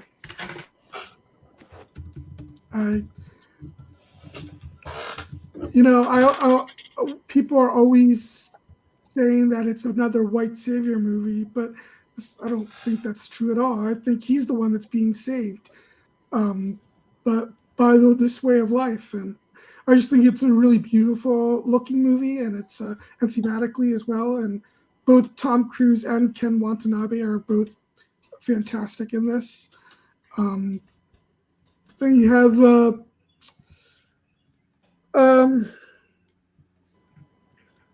trying to remember the name of the actor, the guy from Ghost, in this kind of plays, and kind of plays, sort of, you could say, the bad guy, sorts. Oh, that's right. Yeah, I Last Samurai has always been a favorite of mine, so I'll go with. Yeah. Matt, what do you say about The Last Samurai? Yeah, I love The Last Samurai. I think it's a fantastic movie. I think it was a movie that is, to epic scale, which I always love, movies like this and Gladiator and Braveheart. But for Cruise, again, he gets this great arc as he's this kind of like drunken like war hero who at the beginning of the movie is kind of going around selling guns, and then he sort of is hired actually to go and wipe out this sort of group of samurais, but he's sort of brought in, and he's sort of taught, he's taught the way of the samurai, and yeah, Ken Watanabe and him, there's this great sort of like mutual respect that forms over the course of the movie, and just some great battle sequences, and it's nice sometimes to get movies, war movies sort of pre, sort of like guns, which I know there are sort of guns in this, but when there were still samurais and swords and all that. So yeah, I love The Last Samurai. Yeah, I think the person you're thinking of, Stephen, is Tony Goldwyn, who is just one of the many people who's in Oppenheimer, as I just found out. He's also the voice of Tarzan. Yeah, I do remember him in that. He's also half the of Hollywood's in Oppenheimer. Yeah. He's also the voice of Tarzan, in the animated Tarzan movie. Cool. Which is, I mean, I didn't know that myself, but we're talking about movies filmed on my backyard, unrelated to this. Last Samurai was filmed in New Zealand.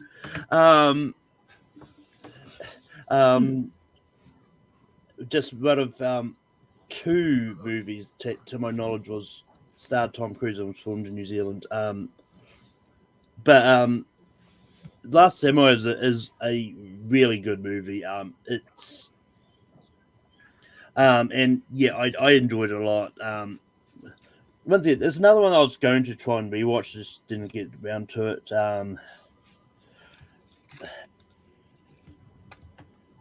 But this is one of those cases that we've got 3 spots left. What to do? I'm going to give it a slight no. I won't hate it if it makes the list, but I'm going to give it a slight no, just because there's a few other ones I'm surprised haven't come up yet that I wanted to try and get on here. But Jordan, what do you say about Last Samurai? Yeah, I think The Last Samurai is really good, and there's maybe one of the last picks where a movie that's outside of my 12 that I'll say yes to, because there's a couple I think need to be here, but yeah, this one's just outside of it, but I think it is really, really good, and it's actually one that's like really rewatchable to me. I've seen this movie like 6 or 7 times. Like it's pretty good, and yeah. And also, I just really like the whole the Japanese culture, like honoring your family, showing honor to your country, like that kind of stuff. I think that's all really cool. So yeah, I'll say yes. And Dan, what would you have said about The Last Samurai? Yeah, I love this movie. I think it's fantastic. It's completely underrated. It gets a lot of crap from people because what I think Matt said, the white savior movie and whatnot. But I think the crafts, the action, just the acting, just everything about this movie is fantastic, and I really enjoy this. I would have said yes. So Last Samurai is going to make the list, and we move over to Matt.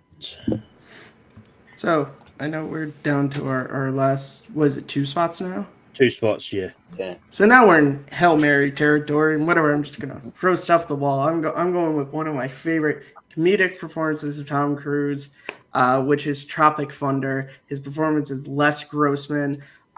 I think he's hilarious, and I this movie was kind of he hit that rut around the time of Mission Impossible 3, to where everyone was like, yeah, I don't really know, because that was when sort of his Scientology stuff sort of started coming out, and there was the Matt Lauer interview. But this was a movie that sort of brought him back and was like, yeah, we love Tom Cruise. He's hilarious. He is, out of a movie of a bunch of brilliant comedic actors, he is the funniest part of this movie.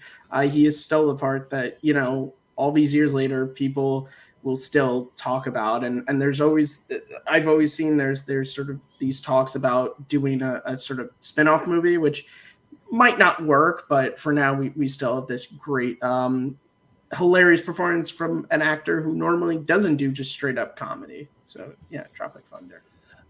I will say, when Dan was talking about Magnolia and he said, "Oh yeah, I know Tom Cruise isn't in this movie much," I thought he was going to be bringing up Tropic Thunder then, but he didn't, and I was hoping I was going to get away without my hot take of the movie's not good. I hate Tropic Thunder. Look, Tom Cruise's performance is good, and I would like to see a movie solely based on his character alone. But I don't find Tropic Thunder funny at all. I just think it's bland, it's boring, and I've said enough about this on other shows. It's a no. Jordan, what do you say about Tropic Thunder? Well, we're probably opposites on that, Malcolm, because I love Tropic Thunder. I think Tropic Thunder is hilarious, and like Robert Downey Jr. He gets away with doing blackface because of the way that he does it in the context of what he's doing. It's like a satire kind of thing, and even like saying never go full retard, or like some of those controversial things now, kind of looking back, but he was able to get away with it. But and the only thing for me is that Tom Cruise just isn't in it enough, and like I love the Les Grossman character, but he's just not really in it. And like if we're gonna put Les Grossman over a couple other movies that deserve to be here, I don't really think that we should. So I gotta say no.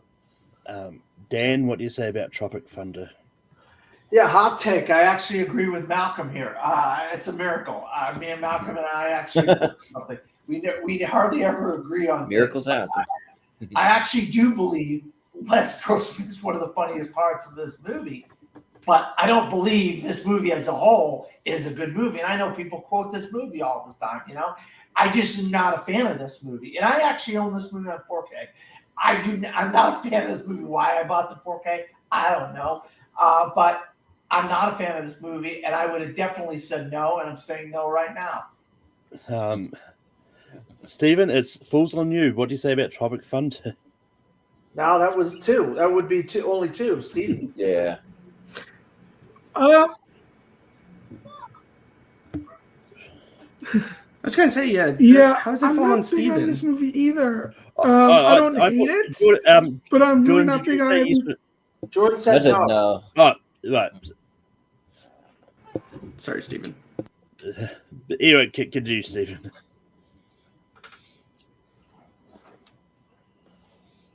Oh, that's right.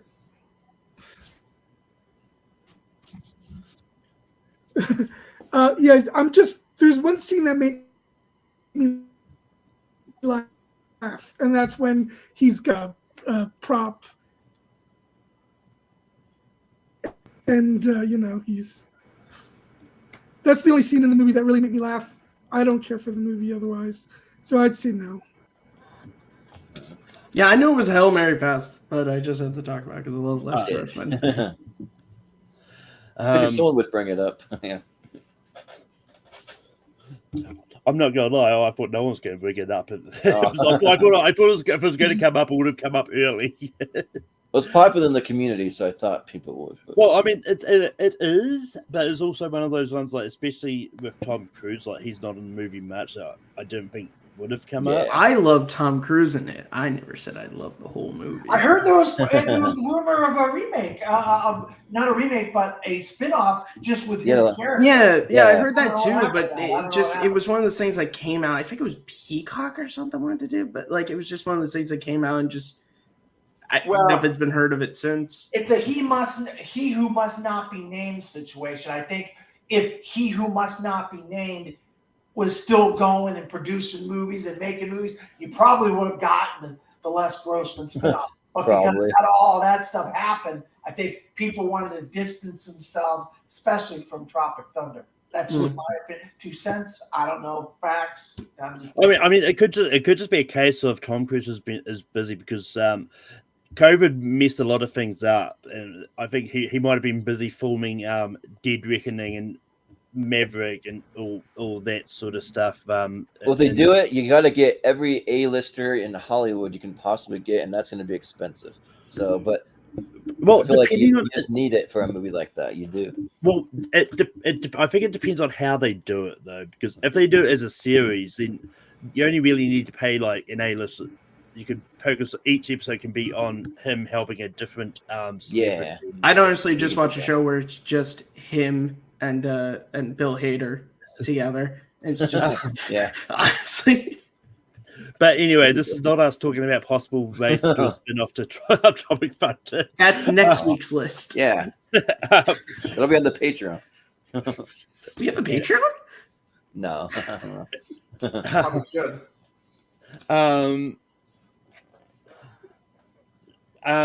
But anyway, moving on.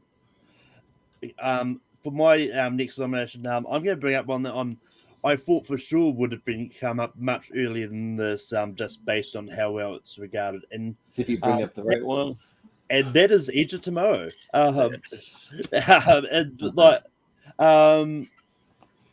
This is one I actually rewatched. Once again, I rewatched it for this just because I hadn't seen it in a while. And this is a really good movie. Like Tom Cruise and Emily Blunt have really good chemistry in this, and I think the actual and this was in an era where time loop movies were popping up quite a bit because like in the span of a few years, like you had this and you had the Happy Death Days like a few years after this.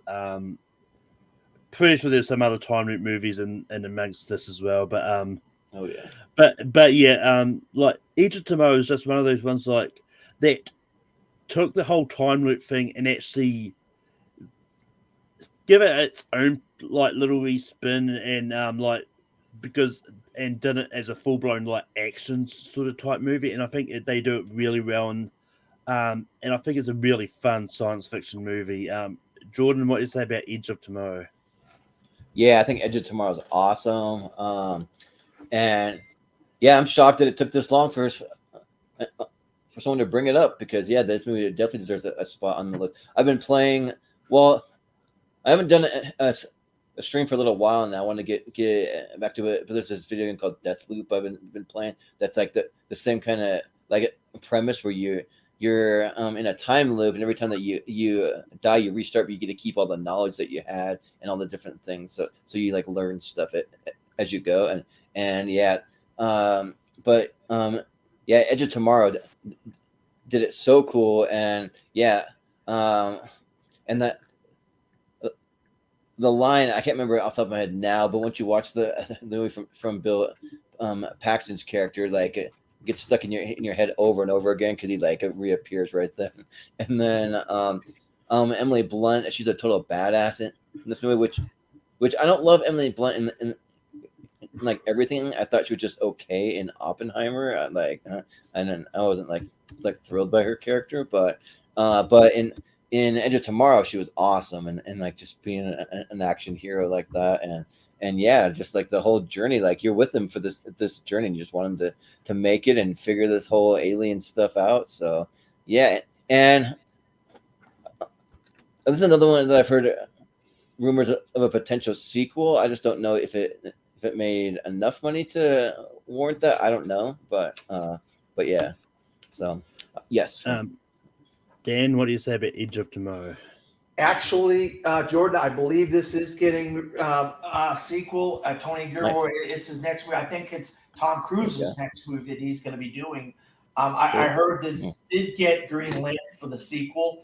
I am a massive fan of Edge of Tomorrow. I got the 4K of that. And I love the fact that Tom Cruise puts his ego, puts his persona, puts everything we know about him being a hero, a big-time movie star, and puts it on the back burner and plays this character that's like this loser who's a schmuck. He's like trying to get out of going into war. He's trying, Brendan Gleeson, no, you're going and all this stuff. And I mean, that kind of stuff at the beginning really was very enjoyable for me because it showed me that Tom Cruise was willing to do whatever he had to make this character believable, make this movie believable. And Palm Springs, guys, if you forget, is another great like time loop movie. This is a great sci-fi time loop movie, but Palm Springs is another one. If you haven't seen Palm Springs yet, that came out a couple of years ago out of Sundance. But yeah, I love Edge of Tomorrow. Emily Blunt, like you said, she's a badass.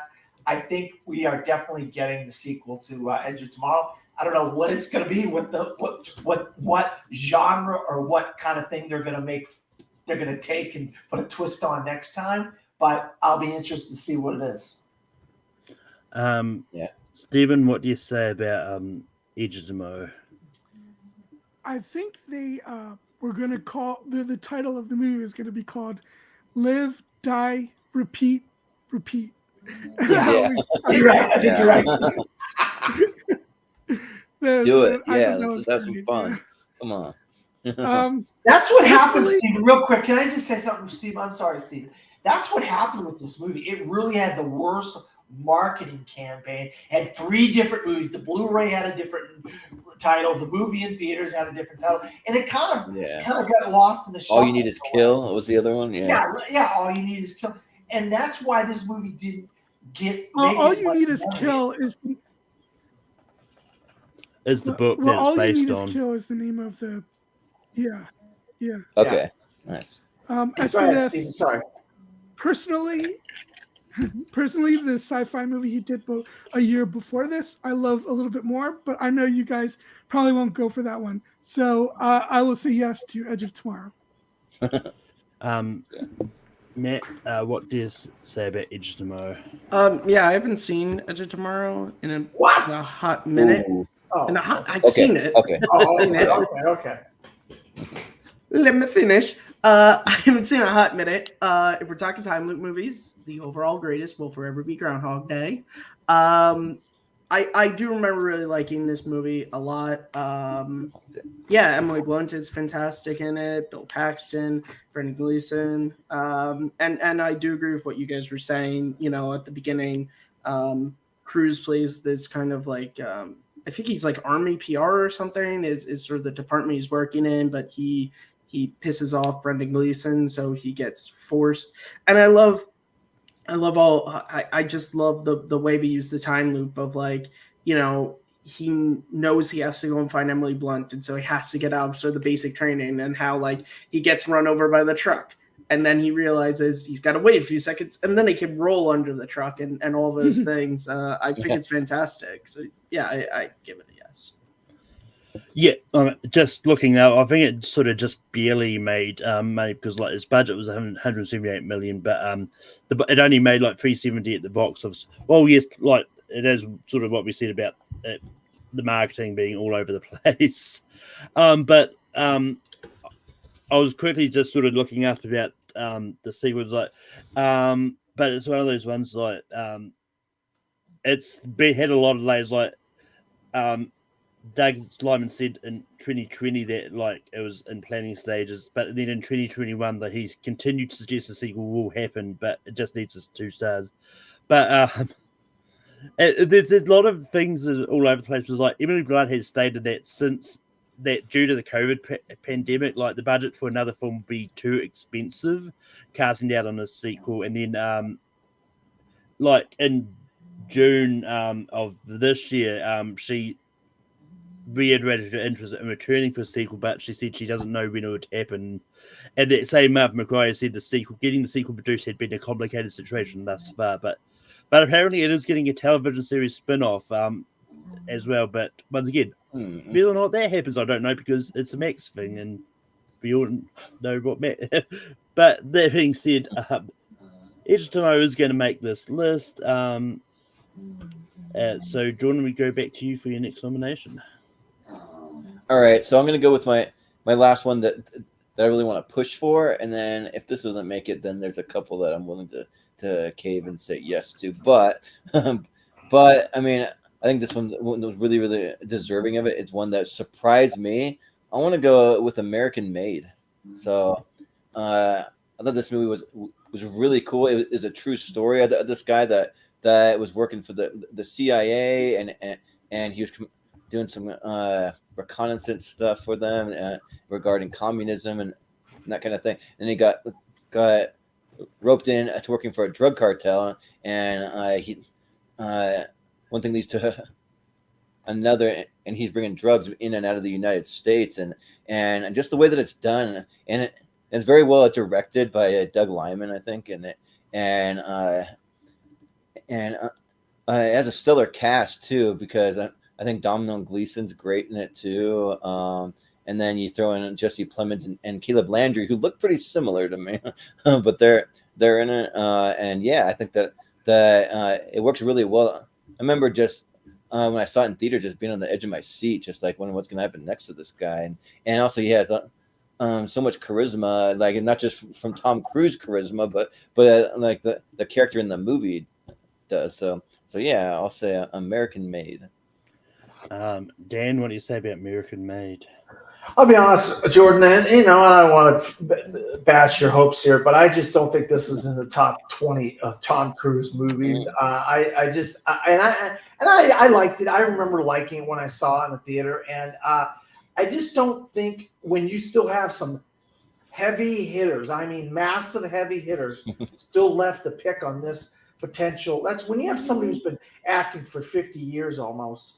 It's hard to narrow it down to 12. And I just don't think you can justify putting American Made on this list. And it has nothing to do with you or anything like that, Jordan. Oh, yeah. I have to say no.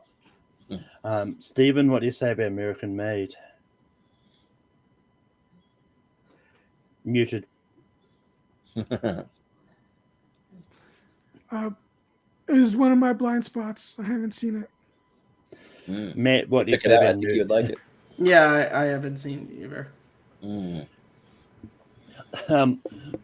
But yeah, no, it's funny because we're talking about earlier when we were talking about far and away, Tom Cruise acting for someone who was in Star Trek. There's a Star Trek actor in American Made as well. The actor that plays Trip Tucker is in here playing George W. Bush. Interesting. I only just found out that when I just looked up the cast just before. But yeah, I quite like American Made. I probably would have given it a slight yes, but it's not going to make the list. And we go to Dan. Dan, what is the next movie you're going to bring up? Oh God. What are we at, Malcolm? This will be the last one. If we've got 11 spots, so one more spot left. All right. Well, I have to bring up the other movie where he plays the villain, and it's got this phenomenal cast. It's a period piece, and it's probably one of the best movies featuring vampires I've ever seen. I mean, I've watched a lot of vampire movies. This is definitely in the top 5 or 6 movies about vampires, in my opinion. And Tom Cruise as Louis, as this really damaged kind of this guy who's really traumatized about having living his whole life like this, years and years, hundreds of years. You see a performance in Tom Cruise that you rarely see, and then he's opposite Kirsten Dunst and Brad Pitt and Antonio Banderas in here, and the period look of it, the clothes, the world, everything about Interview with the Vampire is fantastic. And for him early in his career to do something different, he's trying to change it up and not do the same thing over and over again. And I think he's phenomenal as this villain, this vampire. And I know a lot of people are going to think, oh, there's more other movies on the list that we should put on the list. But this is something different. It's not like a cookie cutter of something else we've already got on the list or something, or a sequel of something, or a prequel of something, or something like that. So this is another original movie with him doing something different with a phenomenal cast. And it's really a great movie in the genre that it's in. Stephen, what do you say about Interview with the Vampire? So I have seen it, but it's been so long that I remember liking it, but I don't remember much of it at all. So I'm gonna have to abstain. Matt, what do you say about Interview with the Vampire? Yeah, unfortunately, I haven't seen this one. I tried to get my hands on it through the library to watch this week, but I just wasn't able to, unfortunately. Yeah. I saw Interview with the Vampire for the first time this year, back early on when we did vampire movies. And yeah, I think this is a really good movie. And it's definitely like Tom Cruise in a really different to what he normally does. And I liked enough. And I'm going to give it a slight yes. Jordan, what do you say about Interview with the Vampire?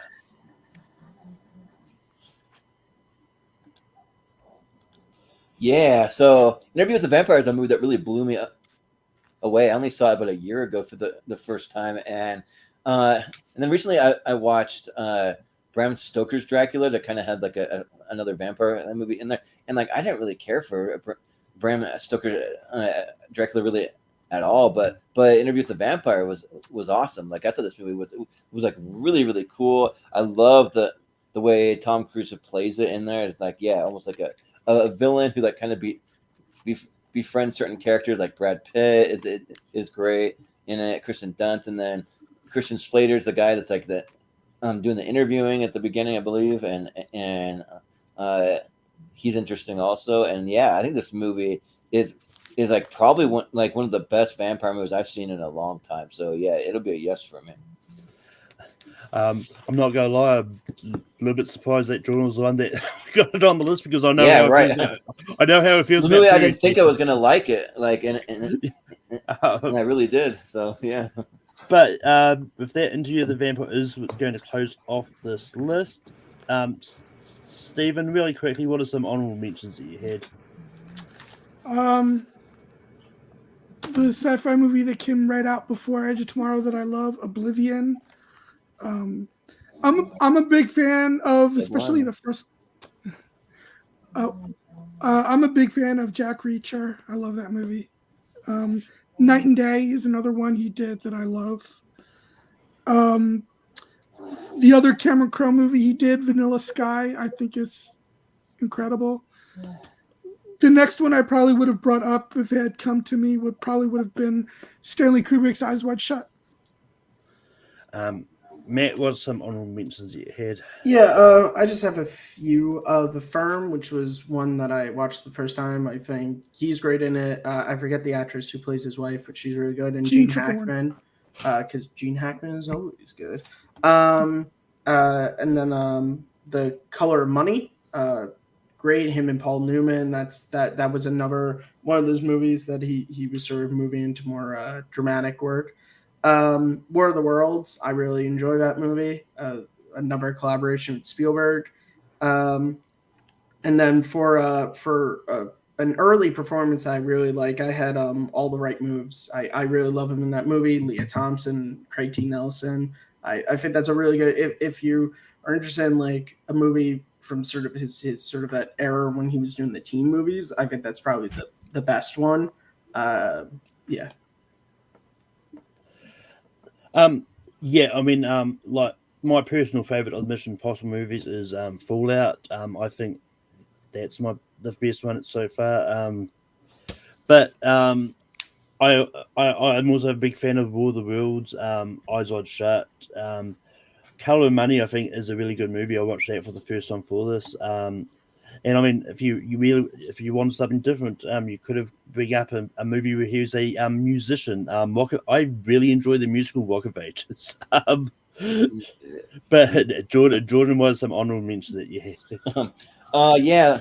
So I really wanted to make a case to have a second Mission Impossible movie on here, and I tried, and once that got shut down, it was pretty clear, like, don't bring up any more of those. But because yeah, I think any of them except for the second one could have made this list. I still like the second Mission Impossible movie. I just don't think it'd make a top 12. But and then I also have on here.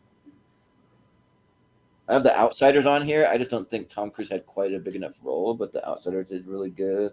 I just watched the movie Legend for the first time, and I actually really liked it. And it's mostly because of all the makeup. Like the makeup in it just blew me away. Like Tim Curry. Yeah, like Tim Curry's great too in it too. Yeah, so I actually liked it. And then what about Valkyrie? I thought that was a pretty solid one. And yeah, I'll shout out for like a way like just honorable mention, Risky Business. I just have fun with it, what they're doing, but I mean it's way down the line for me. But yeah. Just slightly off topic, I was going down my letterbox of his thing. There's so many movie posters which you could tell like they were really banking on Tom Cruise's face being the selling purpose. A lot of his movie posters just basically his face on the poster. Like you got Jeremy Guy, you got Ghost Protocol, you got Days of Fun, Minority Report. Vanilla Sky. It's like it's just basically his big face on that poster. But Dan, what's some honorable that you had? Well, this guy's pretty much mentioned all of mine. I thought maybe Jordan wasn't going to get to one of mine, but he ended up saying it there at the end. I love Risky Business. I think that's the movie that really made Tom Cruise a star. And I saw that when I was probably 8 or 9 years old, and I just absolutely loved it. I think you guys have really made a mistake on this list and not putting Top Gun on the list. I think we really have dropped the ball as far as that goes. I think Tom Cruise in Top Gun is the movie that blew him up into mega stardom, and the movie that really the music, the songs, everything in this movie, the direction, the jets, everything, the relationship between Iceman and him and Goose and him and just I think you guys will look back at this and say, oh man, why don't we have Top Gun on this list? It deserved to be on this list over at least one of these, maybe Jerry Maguire or something like that. But I kind of agree. Yeah. I mean, Rogue One. I think Rogue Nation is one of the better Mission Impossible movies that we didn't have on the list because we did get Ghost Protocol on the list. I think, Fallout, Rogue One, those ones, Rogue Nation. I'll tell you, they really upped the game in this franchise to make it one of the best action franchises. And that underwater sequence in Rogue Nation is incredible. You're going to get a massive underwater sequence in the next Mission Impossible movie. Spoiler alert! If you don't think you're going to get something underwater, you're nuts. You're going to get something with water, and you're going to get somebody breathing underwater, or probably some kind of a sequence underwater. You're going to get it. those are some of the ones. I mean, I pretty much, you guys mentioned pretty much everything else that I would have. I liked Valkyrie. I really do, and I have like a soft spot for Valkyrie. I know, but there's a NASCAR racer named Van Stappen. I wonder if he's related to that guy from Valkyrie. Yeah, that's pretty much. I mean, there's not much I could have said because you guys basically brought everything up. Yeah, I mean, it's one of those ones. And I think there was probably a time when I was considering bringing up Top Gun, but I think if we couldn't get 2 Mission Impossible movies on here, I don't think there's going to be a chance we're going to get both Top Guns on here as well. It's like, I think we've got the better Top Gun on. I'll be honest, I would have voted for Top Gun and Top Gun Maverick. Oh, Same yeah. here. No, I would've too. well, I mean, it's one of those ones, like, based on what people were saying about Mission Just Impossible. take off one of the movies and sub it in. Yeah, I'm just kidding. No. Well, that's fine. I mean, at least we've got one of the Top Guns on here. Yeah. I mean, and it's one of those ones. Like I've said it before. Like I'm not as high on Top Gun as even that being said, it is a very American movie. But that being said, Jordan, what do you have? What do you I want don't have a whiteboard, guys. I just want you to know you can just say it. Doesn't matter too much. But Jordan, what do you have for number 12? So my number 12, I have Jerry Maguire. Dan, Jerry Maguire. John, Stephen, Top Gun Maverick. Matt. Ooh. Mission Impossible Ghost Protocol. Ooh. I got born on the 4th of July. But going straight from number 1 to the bottom of the pile, Jerry Maguire. Yeah. At least it still made it on. Yeah. Yeah. That's actually my number 1 for Cruise, honestly. I love that movie.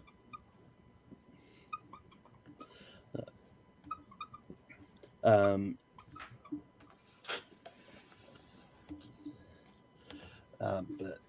Dan, what do you have for 11? Top Gun Maverick. Stephen, Top Gun Maverick. Matt, Mission Impossible Ghost Protocol. born on the 4th of July, Jordan.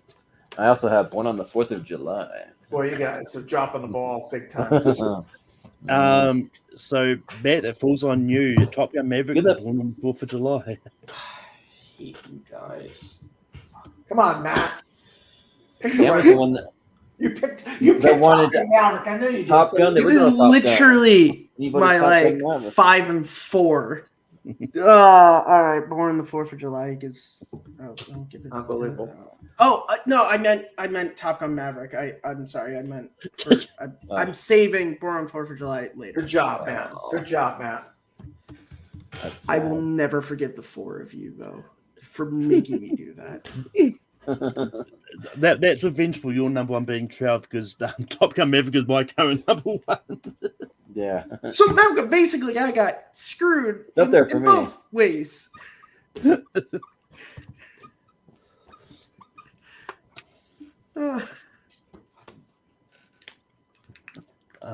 But Stephen, what do you have for 10?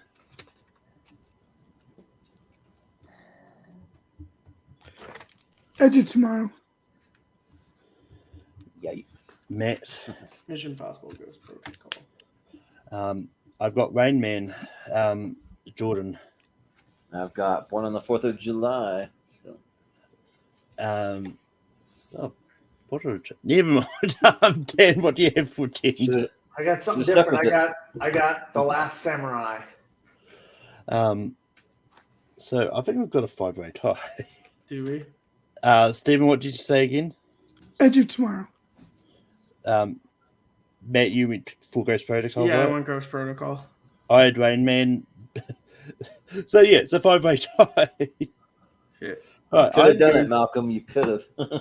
Should have switched it. Yeah, I don't know where my brain was at. I think it was all in that confusion.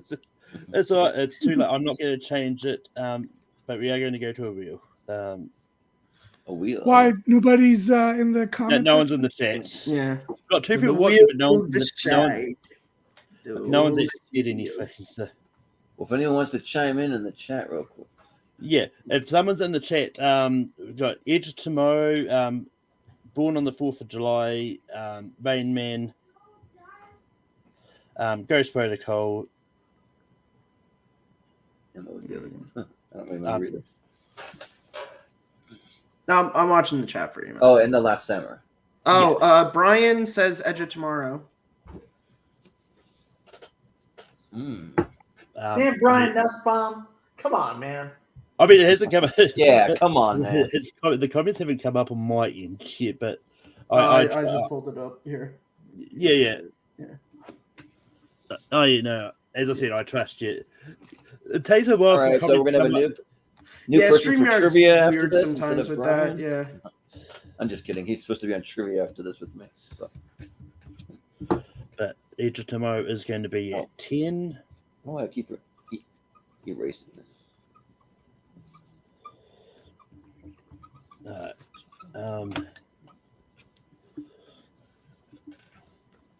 But Matt, what do you have for 9? Mission Impossible Ghost Protocol. I'm going back to Born on the 4th of July. Jordan. Yep, I got Born on the 4th of July. Dan. The Last Samurai. And Stephen.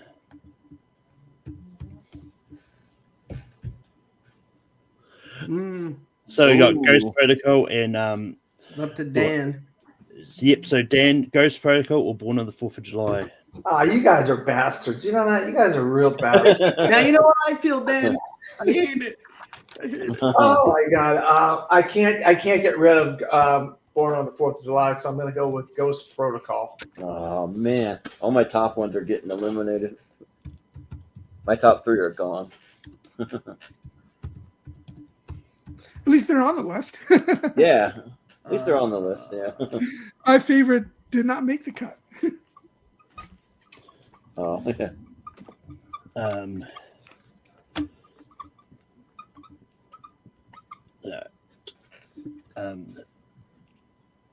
But I'm sticking with Born on the 4th of July. Jordan. I'll also stick with Born on the 4th of July. Dan. The Last Samurai. Stephen. Collateral. And Matt. Days of Thunder. Born on the 4th of July is going to be at 8.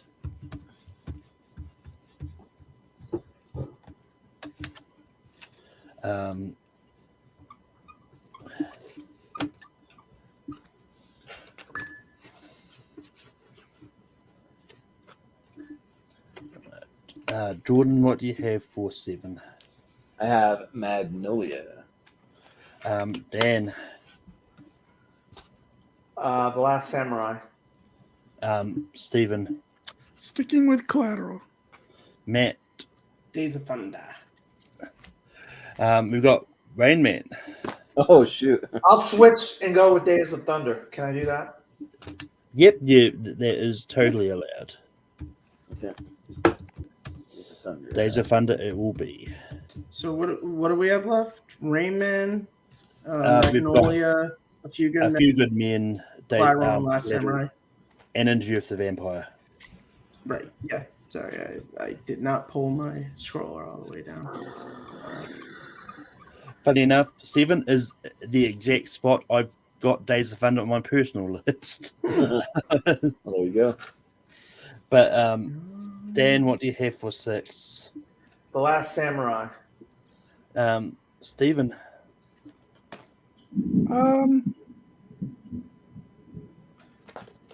Rain Man.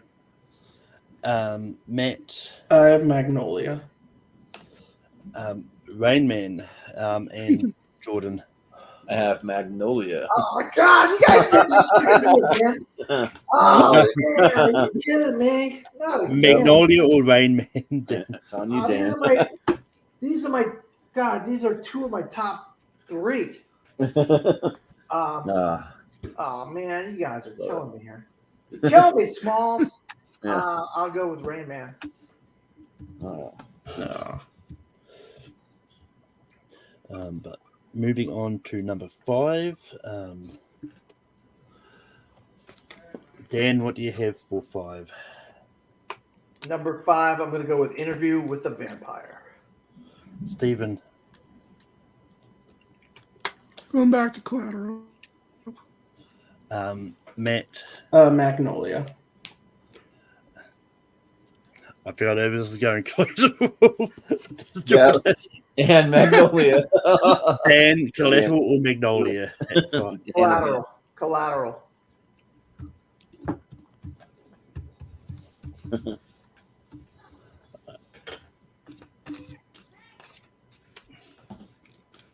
Well, you guys really like Interview with a Vampire and The Last Samurai, don't you? To be perfectly honest, I haven't seen Interview with Vampire, and so if it's a movie I haven't seen, I don't. It's because all my because I top can't movies judge it. are gone, so I have to just vote for these other ones. Well, I mean, and for me personally, I vote in order. I've got them on my personal list, but some of the ones I've got had lowest don't go that quickly. Yeah. But Jordan, what do you have for? I'm sticking with Magnolia. Dan. Interview with a Vampire.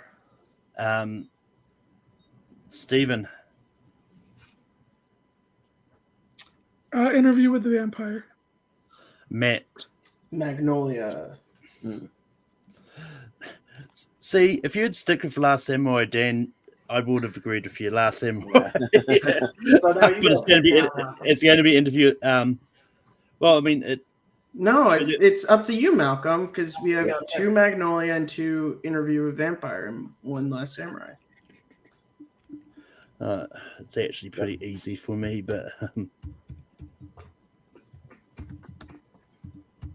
see, he's making us wait. Yep. Yeah, I knew it was going to be that because he was typing for a So minute. we have Magnolia, A Few Good Men, and Last Samurai. yeah. Okay. That's it. Magnolia, A Few Good Men. Yeah. Okay.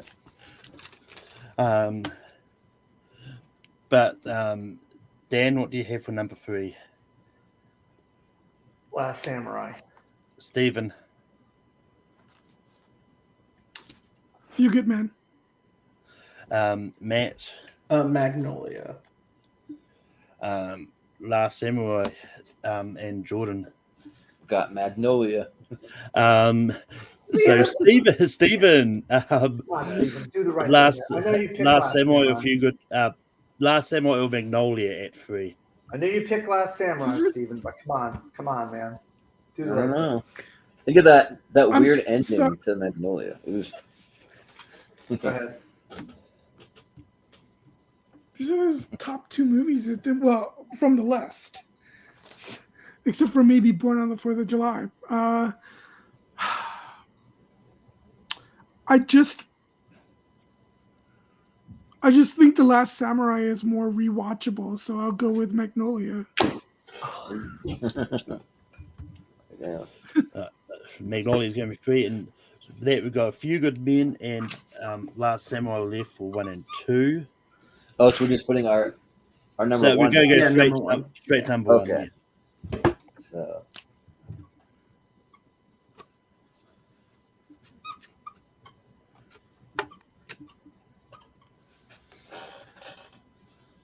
All right. Matt, what do you have for number 1? I have A Few Good Men. I realised when writing it on my board, I put A Few Good Men instead, but it is A Few Good Men. A Few Good Men is the prequel. Jordan, what is your number 1? Well, this movie is technically number 4 on my list, but my top 3 got ousted, so A Few Good Men. Dan. Yeah, I'm going to go with A Few Good Men. And with that, Few Good Men will be the number. Stephen, what do you have for number 1? Well, I mean, A Few Good Men will be number 1 no matter what I say, but I went with The Last Samurai. Because you can't handle the truth, Stephen. That's why. But with that, I'm going to recap the list. But before that, I'll bring up the past list again so we can see how different it is. Get rid of that banner. Night and day first. on that list. So yeah, we've got Jack Reacher. Jerry Maguire, Top Gun, A Few Good Men, Mission Impossible 3, Edge of Tomorrow, Fallout, Rain Man, Jack Reacher, Last Samurai, Collateral, Motorsport, and Night and Day. 7 of this 12 is not on our list. Yeah, I mean, Yeah, as That well shows as, how different panels, and also he's had more movies come out. That's different strokes for Different different panels, but folks. 3 of us were on the panel of the last one. well. Also, I know me and Malcolm. We watched some that we hadn't seen last time we done it. Which also helps. yeah, because I mean, a lot of the thing with the last one was like there's a. I don't know about Matt, but I'd seen a lot less movies than what I have now. It's like last time, as I said last time we did this, I hadn't seen the Mission Impossible movies at all. So, but our list this time around, at number 12 is the number 1 for the previous list. We got Jerry Maguire. At 11, we've got Top Gun Maverick. At 10, we've got Edge of Tomorrow. At 9, we've got Mission Impossible Ghost Protocol. At 8, we've got Born on the 4th of July. At 7, we've got Days of Thunder. At 6, we've got Rain Man. At 5, we've got Collateral. At 4, we got Interview with a Vampire. At 3, we got Magnolia. At 2, we got The Last Samurai. And number 1, we got A Few Good Men. But all in all, it's always a lot of fun doing these reduxes because it's always interesting to see how different that list can go. Very interesting list. Different panels. But moving on to next week, as I just refreshed this just to make sure that the poll hasn't changed since I was looking at it. Next week's episode, I believe, is going to be top 12 ensemble movies.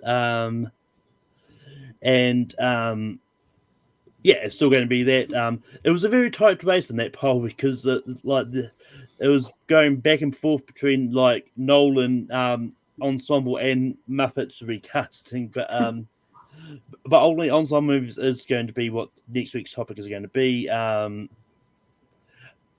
Jordan, where can people find you online? Well, you can find me right after this. We're going to be doing the Seen and Heard trivia immediately following this. It's going to be a marathon episode, meaning it's going to be all movie clips for the most part. We're going to have a little kind of like, I call it kind of like an intermission or a halftime with some movie taglines we're going to do real quick, but then it'll be all clips. And you can find me on social media at Movie Hero 2121. And then also what we have this week for tournament fights, we got our Movie Hero Mystery Hit Tournament. So me and Austin just yesterday did our selection show. We spun our Wheel of Movies 64 times. So it's a wheel comprised of everyone that's a partner in all of our top regulars, all of our favorite movies. And the first 64 to pop up will be in this mystery tournament. So it'll be interesting. And then we're also starting a tier ranker series on Friday that's going to be best movies with one word title decade series. We're going to go through it decade by decade, except for the 2010s. There are just so many movies. We had to split it in half. So it'll be best movies with one word titles from 2016 until now to kick it off. So that's where you can find me. Dan, where can people find you online? Yeah, I just wanted to say I'm proud of you guys. I think you guys really did a great job on this list. I think we really had a solid list here. A couple other ones I would have rather had in here, but I think overall, this is a much better list than the previous Tom Cruise list, in my opinion, than what you guys, considering there's 7 different ones on this list. I think you got a lot of really good films, a lot of really good performances from Tom Cruise on this list. So I wanted to say, guys, I'm really proud of you guys for putting some good movies on this list. Also, I'm a film critic in Orlando, Florida. I write for 2 websites. One's called FromTheFourthRow.com. You can see it below my name. The other is called DisappointmentMedia.com. Also, I am a film pundit on Gone with the Wind with Malcolm, my good buddy here. We talk about everything awards. We've been doing a little bit of Emmy stuff lately, but with the whole strike and all that stuff, we might be going into more movie-centric categories and topics here pretty soon. So stay with it. And if there's anybody out there, if you have a good knowledge about awards and movies, and you've seen a lot of movies, and stuff like that, and you want a guest on Gone with the Wind, just reach out to me or Malcolm. We're willing to have some guests. Last week we had someone that volunteered to want to be on. They didn't even show up, didn't even tell us why they weren't going to show up, nothing. So it was just me and Malcolm talking about the Emmy That's always nominations. fun. Yeah, that was very interesting that person never showed up. But so also I am also been on my other buddy Dylan and Chad's show called Best Picture, or Picture This. We did the entire Godfather trilogy, 1972, 1974, 1990, also 1980. I was on. If you haven't checked out the Dill Pickle Network, I recommend it. There's a lot of really good stuff over there with those guys. Also, I'm in the midst of a 5-part series celebrating my lifetime called My Love, My Life, My Life, My Love, 50 Years in Film, where myself and a guest or 2 guests, we go through each year of my life of existence. We pick our favorite movie. Sometimes I pick 2, sometimes I pick 1. And mine is going to be different than my guests. So it's interesting to see what my guest's favorite movie of a given year are. And hopefully I might get Malcolm on there down the road. We'll see how things go.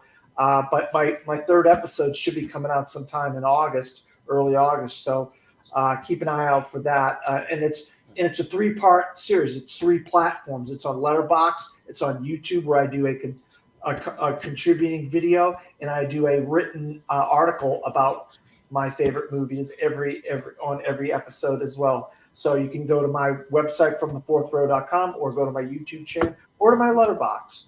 So it's a 3-platform project that I'm doing. Celebrating my life in film. So yeah, that's pretty much it.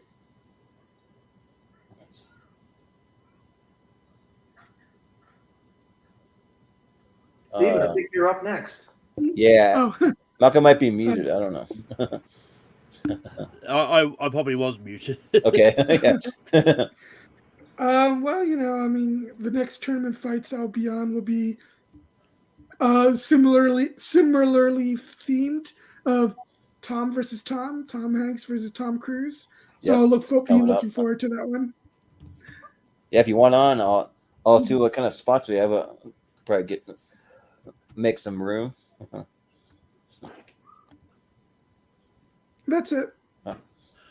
Matt, where can people find you online? You guys, as always, can find me at Kearns_Matthew on Twitter, Matt Movies 611 on YouTube, and right here as co-host Simple Tricks and Nonsense with Abe Flores.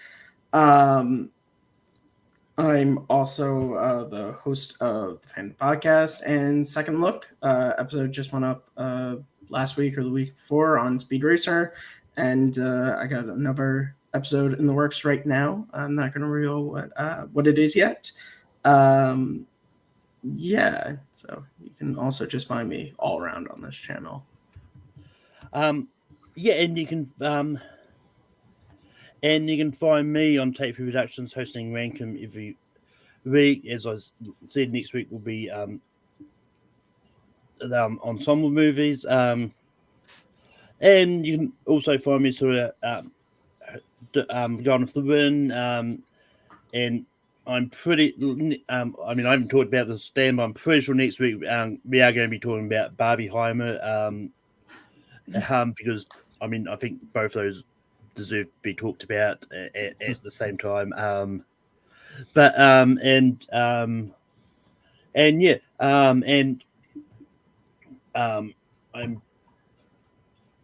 fairly confident. The first episode of the sort of the redo of the Bracketeers show will be next week. I will make an announcement on in the Take 3 page within the next few days with seeing who's interested in being on and all that.